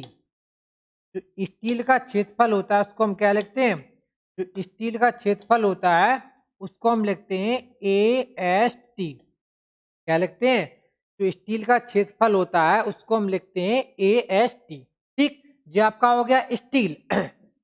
ठीक, और ये आपकी हो गई डी, स्मॉल डी, इसको हम कहते हैं स्मॉल डी। कहाँ से लेकर कहाँ तक, स्टील से इसकी ऊपरी सिरे की दूरी होती है, इसको हम लिखते हैं स्मॉल डी। क्या लिखते हैं, इसको हम लिखते हैं स्मॉल डी।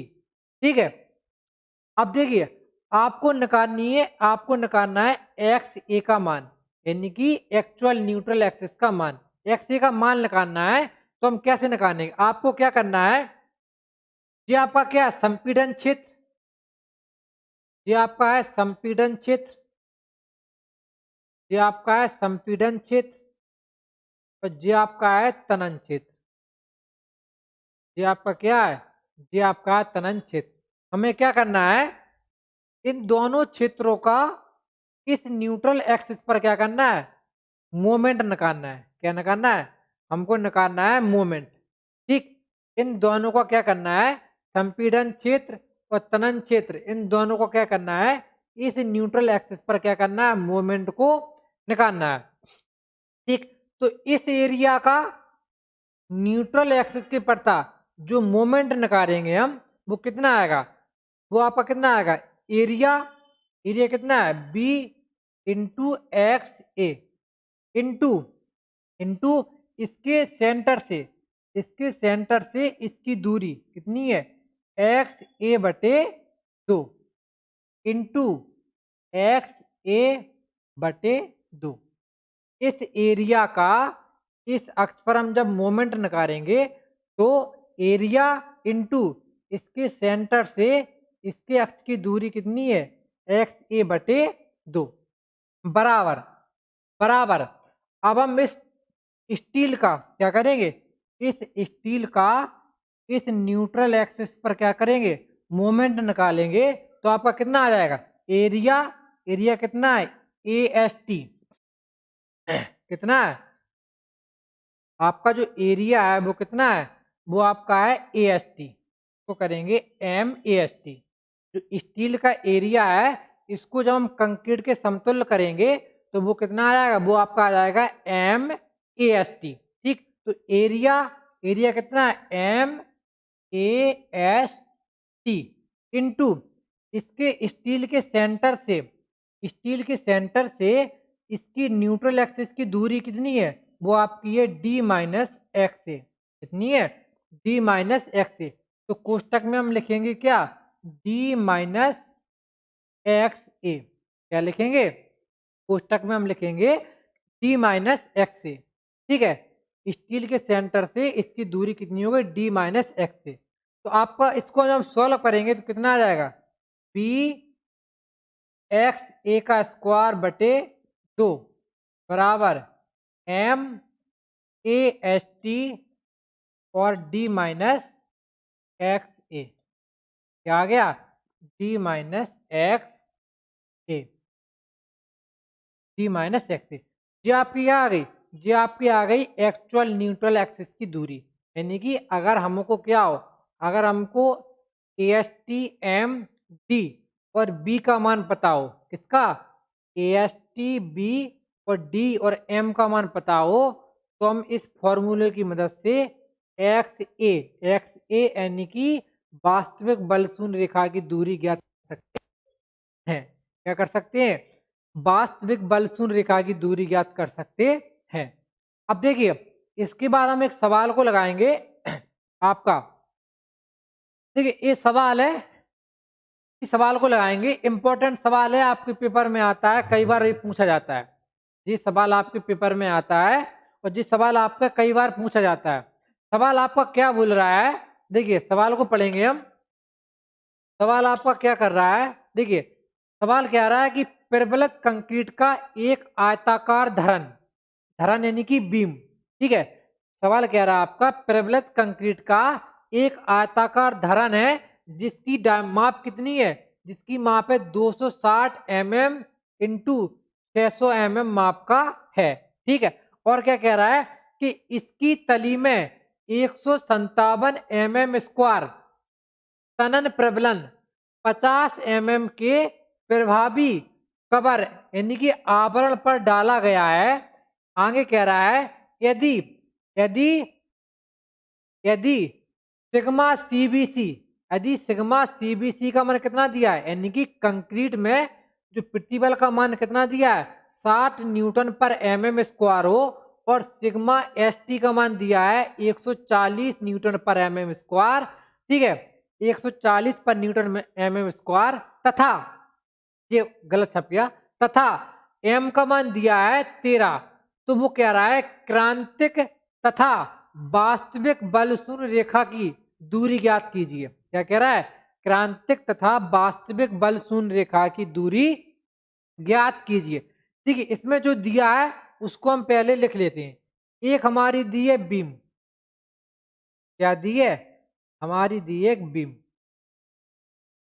ठीक है, जो हमारी बीम दी है ये हमारा उसका न्यूट्रल एक्सिस।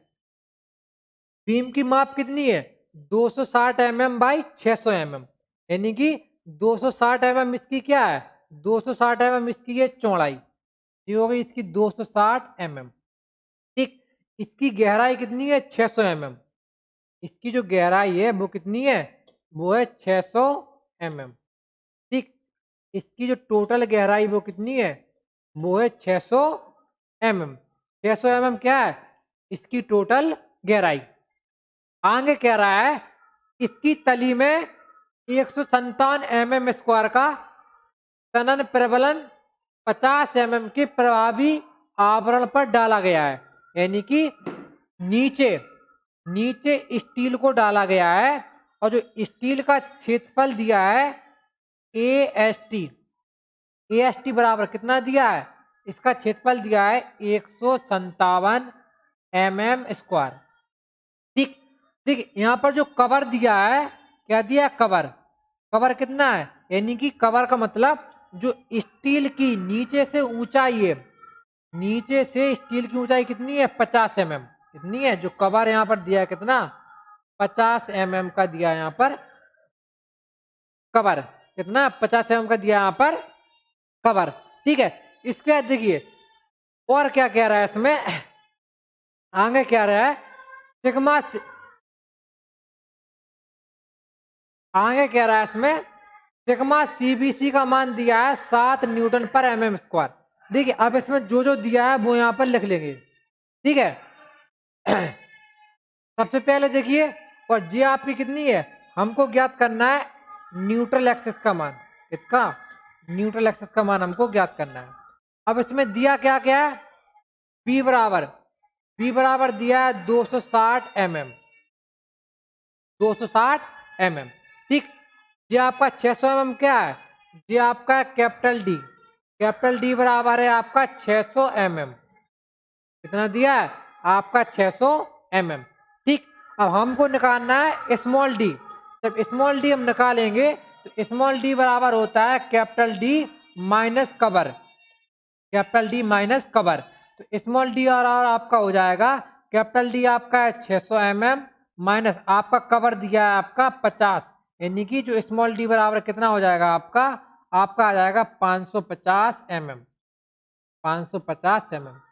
ये आपका आ गया स्मॉल डी। ठीक है, स्मॉल डी बराबर होता है आपका कैपिटल डी माइनस के कवर।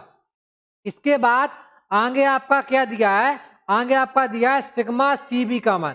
क्या दिया है, सिग्मा सीबी का मान दिया है आपका 60 न्यूटन पर mm स्क्वायर, 7 न्यूटन पर mm स्क्वायर।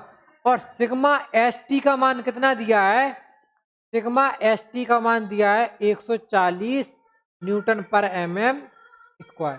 क्या दिया है, 140 न्यूटन पर mm स्क्वायर। ठीक, और यहाँ पर दिया है m का मान, m हमारा होता है मापांक अनुपात, तो m का मान दिया है वो दिया आपका 13। कितना दिया है, m का मान दिया आपका 13। तो हमसे पूछा है क्या कि क्रांतिक तथा वास्तविक बल शून्य रेखा की वास्तविक बल शून्य रेखा की दूरी ज्ञात कीजिए। क्या ज्ञात कीजिए, वास्तविक बल शून्य रेखा की दूरी हमको क्या करना है, दूरी हमको ज्ञात करना है। ठीक, तो सबसे पहले हम निकालेंगे किसकी दूरी, सबसे पहले हम निकालेंगे क्रांतिक बल शून्य रेखा की दूरी।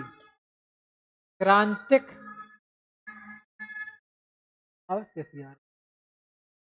सबसे पहले हम निकालेंगे क्रांतिक बल शून्य रेखा, क्रांतिक बल शून्य रेखा की दूरी, क्रांतिक बल शून्य रेखा की दूरी। ठीक, ठीक, क्रांतिक बल शून्य रेखा की दूरी निकालने का आपका सूत्र क्या होता है, यहाँ पर हम फॉर्मूला लगाएंगे क्या कि m सिग्मा सीबीसी बटे सिग्मा एसटी। इसका फॉर्मूला क्या होता है, अभी सिद्ध किया था हमने, m सिग्मा सीबीसी बटे सिग्मा एसटी बराबर क्या होता है आपका x बटे डी माइनस एक्स। क्या होता है, x बटे डी माइनस एक्स। देखिए अभी हमने इसको सिद्ध किया था फॉर्मूले को, ये आपका आया था, क्या आया था आपका m सिग्मा सीबीटी बटे सिग्मा एसटी बराबर x बटे डी माइनस एक्स। ठीक है, तो जी आपका क्या हो गया एक्स सी बटे डी माइनस एक्स सी। ठीक, हमको क्या करना है, हमको एक्स सी का मान निकालना है। हमारे पास क्या है, हमारे पास m का मान दिया है, सिग्मा सीबीसी का मान दिया है, सिग्मा एसटी का मान दिया है और हमको d का मान भी दिया है। ठीक, यहाँ पर हम क्या करेंगे, सभी का मान यहाँ पर रख देंगे। चलिए सबसे पहले हमारा m का मान कितना दिया है, जो m का मान दिया है, देखिए m का मान कितना है, m का मान दिया है 13। कितना दिया है 13। तो यहाँ पर हम रख देंगे क्या, m बराबर 13 गुणन सिग्मा सीबीसी। सिग्मा सीबीसी देखिए ये आपका है सिग्मा सीबीसी, सिग्मा सीबीसी का मान दिया है 60 न्यूटन पर mm स्क्वायर। यहाँ पर हम रख देंगे कितना 7 बटे सिग्मा एसटी। देखिए सिग्मा आपका एसटी है, जो आपका सिग्मा एसटी का मान कितना दिया है, सिग्मा एसटी का मान दिया है 140 न्यूटन पर mm स्क्वायर। ठीक, तो यहाँ पर रख देंगे सिग्मा एसटी के स्थान पर 140 बराबर इसका मान हमें ज्ञात करना है बटे डी, डी का मान कितना दिया है?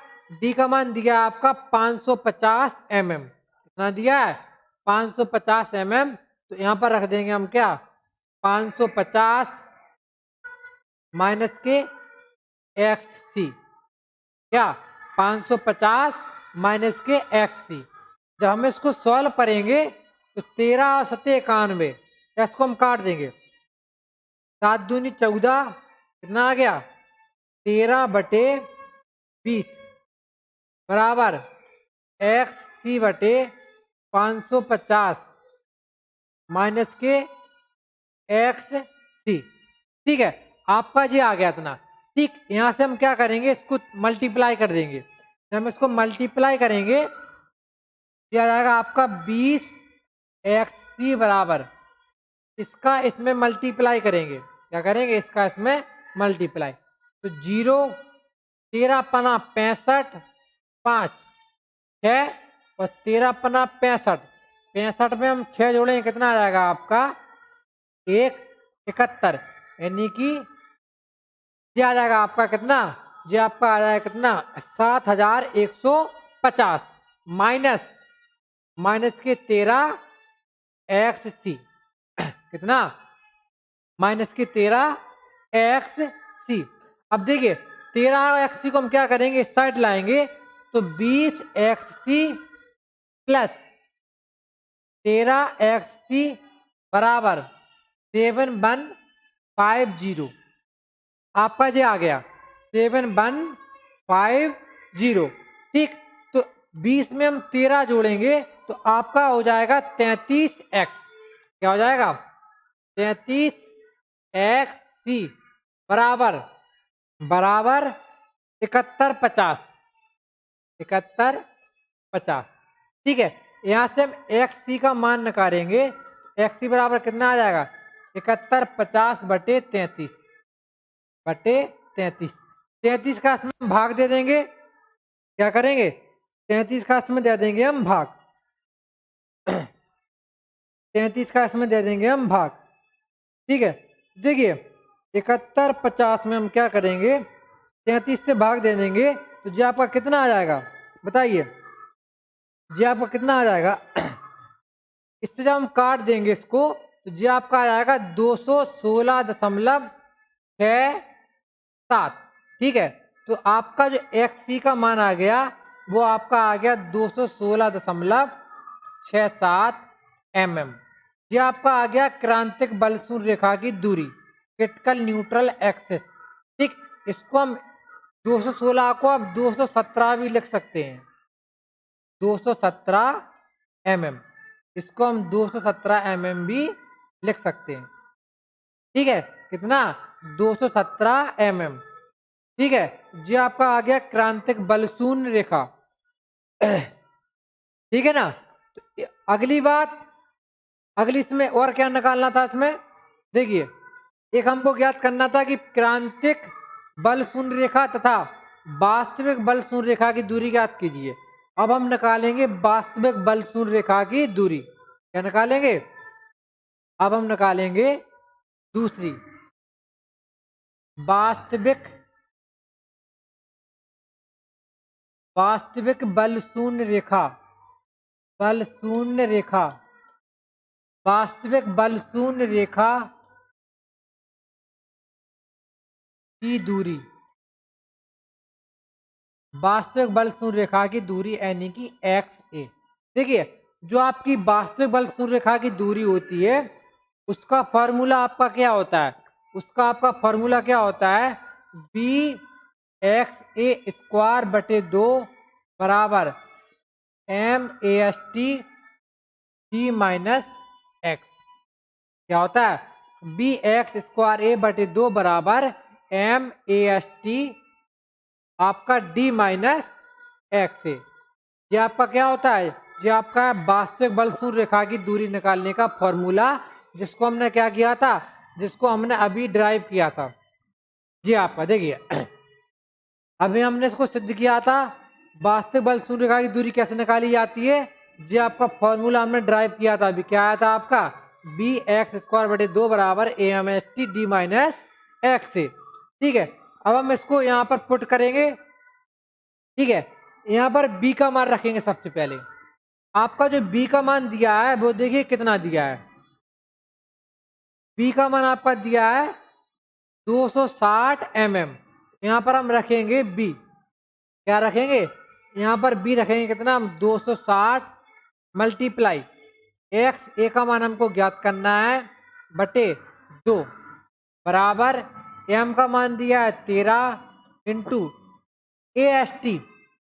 जो आपका ए एस टी दिया है वो कितना दिया है, देखिए आपका जो ए एस टी का मान दिया है वो दिया है 157 mm स्क्वायर।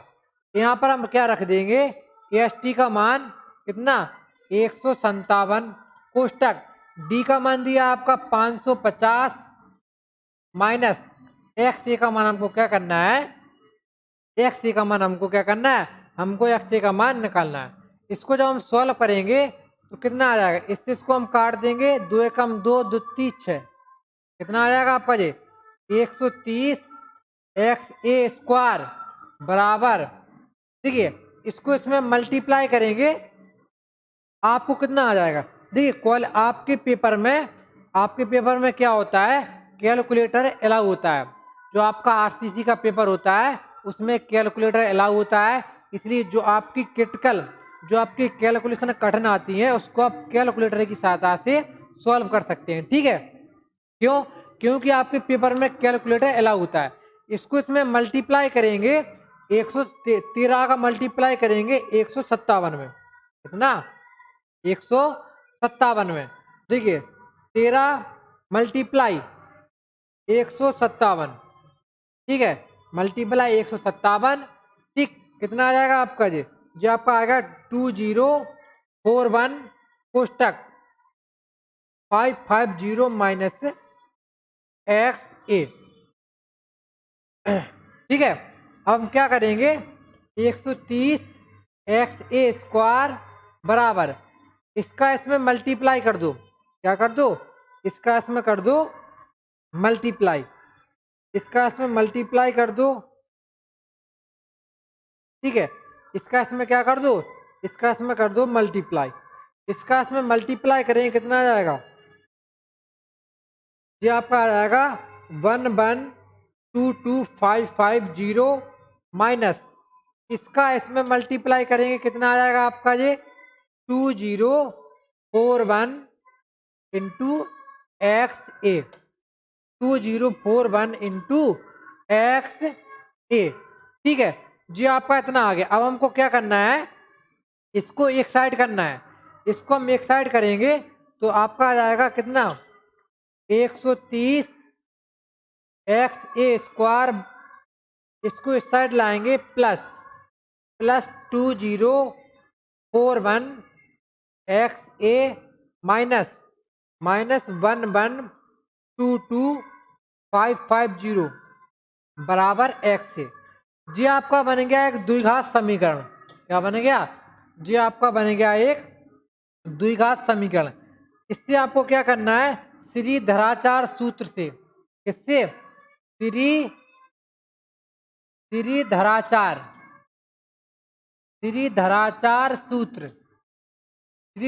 सूत्र से आप क्या करेंगे, यहाँ से एक्स ए का मान निकालेंगे, क्या करेंगे श्रीधराचार्य सूत्र से आप क्या करेंगे, यहाँ से एक्स ए का मान निकालेंगे।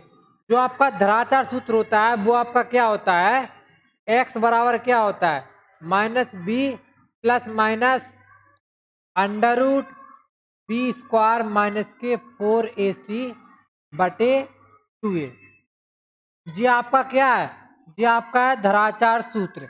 आप क्या करेंगे, जी आपका द्विघात समीकरण है, इसका क्या करेंगे, इसका मान यहाँ पर पुट करेंगे और यहाँ से आप क्या करेंगे, यहाँ से आप x का मान ज्ञात करेंगे, क्या करेंगे यहाँ से x का मान ज्ञात करेंगे। तो देखिए जी आपका क्या हो गया, जी आपका क्या हो गया 130, जी आपका 130, जी आपका क्या है a का मान, जी आपका है b का मान, ठीक है, और जी आपका क्या है, जी आपका है c का मान, ठीक। इसको क्या करेंगे, इस मान को यहाँ पर हम पुट करेंगे, क्या करेंगे, इस मान को हम क्या करेंगे यहाँ पर कर देंगे पुट, ठीक। इस मान को यहाँ पर कर देंगे पुट। ठीक है, देखिए उससे पहले हम क्या करेंगे, इसको थोड़ा सा हम सॉल्व कर लेते हैं। क्या करेंगे, आपका द्विघात समीकरण कितना आया, 130 एक्स ए स्क्वायर, ठीक है, प्लस 2041 एक्स ए प्लस 2041 एक्स ए माइनस 11/22 माइनस 11/550 बराबर 0। ठीक, इसमें पहले क्या करेंगे, पूरे में 130 से भाग दे देंगे। पूरे में 130 से भाग देंगे हम, तो एक्स ए स्क्वायर प्लस इसमें भाग देंगे 130 से, तो कितना आ जाएगा आपका देखिए कितना 2041, इसमें 130 का भाग देंगे हम, तो आपका ये कितना आ जाएगा 15.7 एक्स ए। ठीक है, माइनस इसमें हम भाग देंगे 130 का, तो आपका कितना आ जाएगा जी 11/550 माइनस 130, ये आपका कितना आ जाएगा 8635 8635 बराबर 0 कितना 8635 बराबर 0। ठीक है ना। अब देखिए जी आपका सरल हो गया द्विघात समीकरण, जी आपका द्विघात समीकरण हो गया सरल। इसकी तुलना करा देंगे हम a x square plus b x plus c बराबर 0 से। ठीक, क्यों, क्योंकि हमको एक्स ए का मान ज्ञात करना है, और इसको हम एक्स ए का मान करेंगे धराचार सूत्र से। तो इसकी हमने द्विघात समीकरण a x square plus b x plus c बराबर 0 से हमने क्या करा दी, इसकी हमने तुलना करा दी। तो यहाँ से ए बराबर कितना आएगा 1, ठीक है, तो यहाँ से बी बराबर आपका आएगा 15.7। ठीक, और यहाँ से आपका सी बराबर कितना आएगा -8635 8635, ये क्या आ गया, ये आपका आ गया सी बराबर। ठीक, अब देखिए अब हम लगाएंगे धराचार सूत्र। क्या लगाएंगे, धराचार सूत्र, त्रिधराचार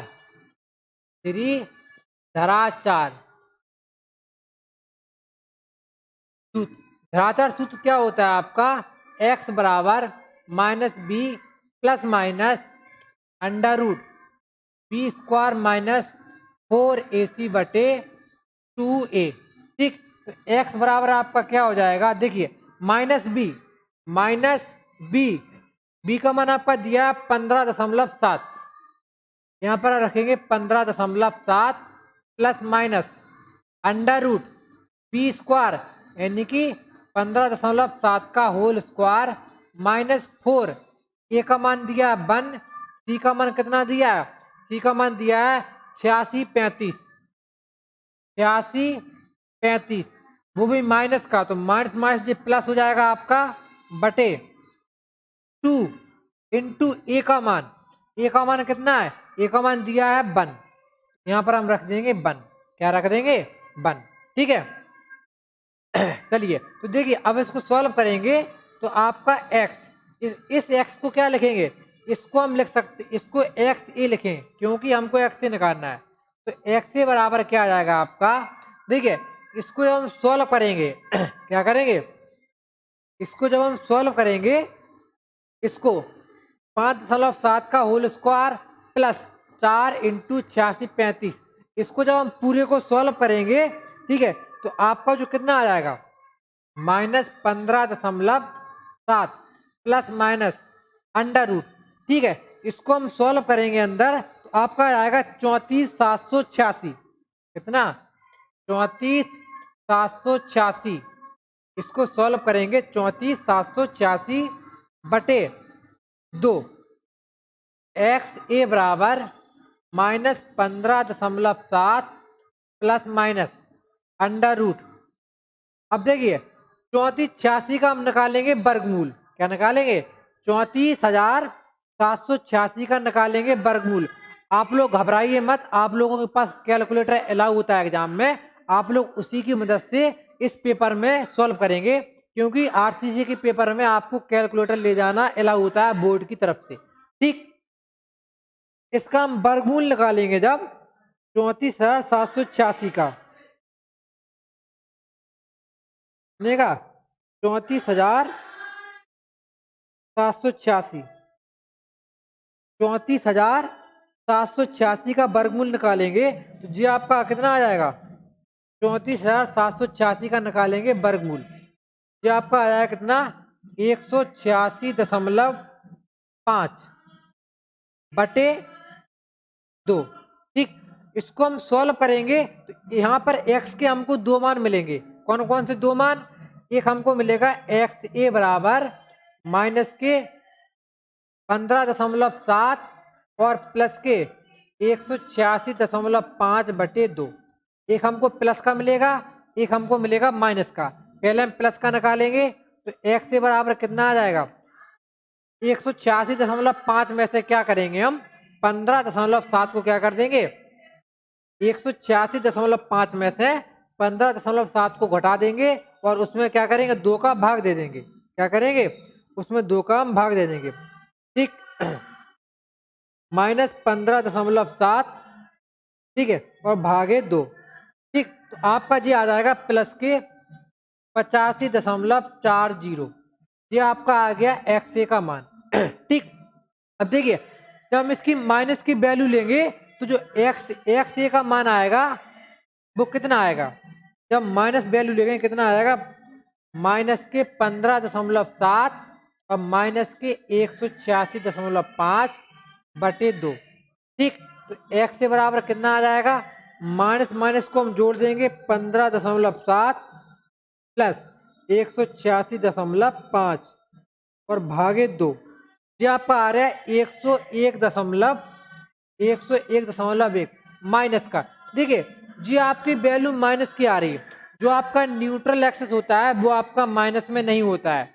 जो आपका न्यूट्रल एक्सिस होता है वो आपका माइनस में नहीं होता है। इसीलिए हम क्या करेंगे, इसीलिए इस वाली वैल्यू को हमको नहीं लेना है, हमको लेना है प्लस वाली वैल्यू को। ठीक, तो हम क्या लेंगे XA बराबर 85.40 जी वैल्यू को हम लोग मान्य करेंगे। ठीक, तो आपका जो वास्तविक न्यूट्रल एक्सिस है यानी कि जो आपका क्या है जो आपका एक्चुअल न्यूट्रल एक्सिस उसकी दूरी कितनी आ गई, उसकी दूरी आ गई आपकी 85, यानी कि XA बराबर आपका आ गया 85 mm।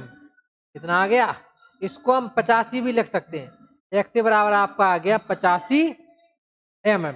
ठीक, देखिए यहाँ पर हमने क्या किया, यहाँ पर हमने क्या किया, देखिए इस सवाल में क्या पूछा था, इस सवाल में पूछा था कि क्रांतिक तथा वास्तविक बल शून्य रेखाओं की दूरी ज्ञात कीजिए। ठीक, तो सबसे पहले हमने निकाला क्या क्रांतिक बल शून्य रेखा की दूरी। इसका फॉर्मूला होता है m सिग्मा CBC बटे सिग्मा ST बराबर XC बटे D माइनस X। हमारे पास sigma CBC m sigma ST D का मान दिया था। इसका मान हमने क्या किया, इनका हमने मान रख दिया, इसको हमने सॉल्व किया तो हमको XC का मान कितना मिला 217 mm। ये हमारी XC हमारी क्या है, ये हमारी है क्रांतिक बल शून्य रेखा। इसके बाद अगली हमको निकालनी थी वास्तविक बल शून्य रेखा की दूरी यानी कि XA। वास्तविक बल शून्य रेखा की दूरी यानी कि XA। तो वास्तविक बल शून्य रेखा की दूरी का सूत्र क्या होता है bx² बटे 2 बराबर MAST D माइनस XA। कौन सा bx² बटे 2 बराबर MAST D माइनस XA। हमने क्या किया b का मान रख दिया, m का मान रख दिया, AST का मान दिया था हमारे पास, d का मान दिया था, सभी का मान रख के हमने इसको सॉल्व किया तो हमको क्या मिला, हमको एक द्विघात समीकरण मिला। क्या मिला, हमको मिला एक द्विघात समीकरण। क्या मिला हमको, क्या मिला हमको मिला एक द्विघात समीकरण। इस द्विघात समीकरण को हमने क्या किया श्रीधराचार्य सूत्र की सहायता से क्या किया, इसको हमने सॉल्व किया तो हमको XA की हमको दो वैल्यू मिली, एक मिली हमको नेगेटिव वैल्यू, एक मिली हमको पॉजिटिव वैल्यू। तो हमको नेगेटिव वैल्यू नहीं लेनी है, हमको लेनी है पॉजिटिव वैल्यू। तो XA का जो पॉजिटिव मान आया वो आया 85.40 यानी कि XA बराबर आपका आ गया 85 mm। क्या आ गया XA बराबर आपके आ गया कितना 85 mm। ठीक, देखिए RCC ऐसा सब्जेक्ट है जिसको आप लोग ध्यान से अगर नहीं समझेंगे तो आपको समझ में नहीं आएगा। ठीक, इसके आप लोग जितने न्यूमेरिकल लगाएंगे उतना आपके लिए कम है, इसलिए इसके आप लोग अधिक से अधिक न्यूमेरिकल लगाइए। ठीक है, तभी आपको इसके कॉन्सेप्ट समझ में आएंगे, तभी आपको इसकी थ्योरी समझ में आएगी। हम डेली क्लास लेकर आएंगे, डेली इसकी न्यूमेरिकल लगवाएंगे।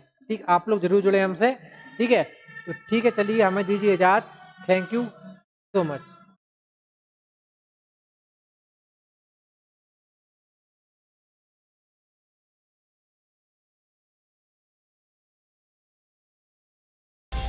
चैनल को सब्सक्राइब करें और नए वीडियोस के नोटिफिकेशंस के लिए बेल आइकन दबाएं। अगर आप ये वीडियो फेसबुक पर देख रहे हैं तो ज़्यादा से ज़्यादा लाइक करें और वीडियोस को शेयर करें। चैनल को सब्सक्राइब करें और नए वीडियोस के नोटिफिकेशंस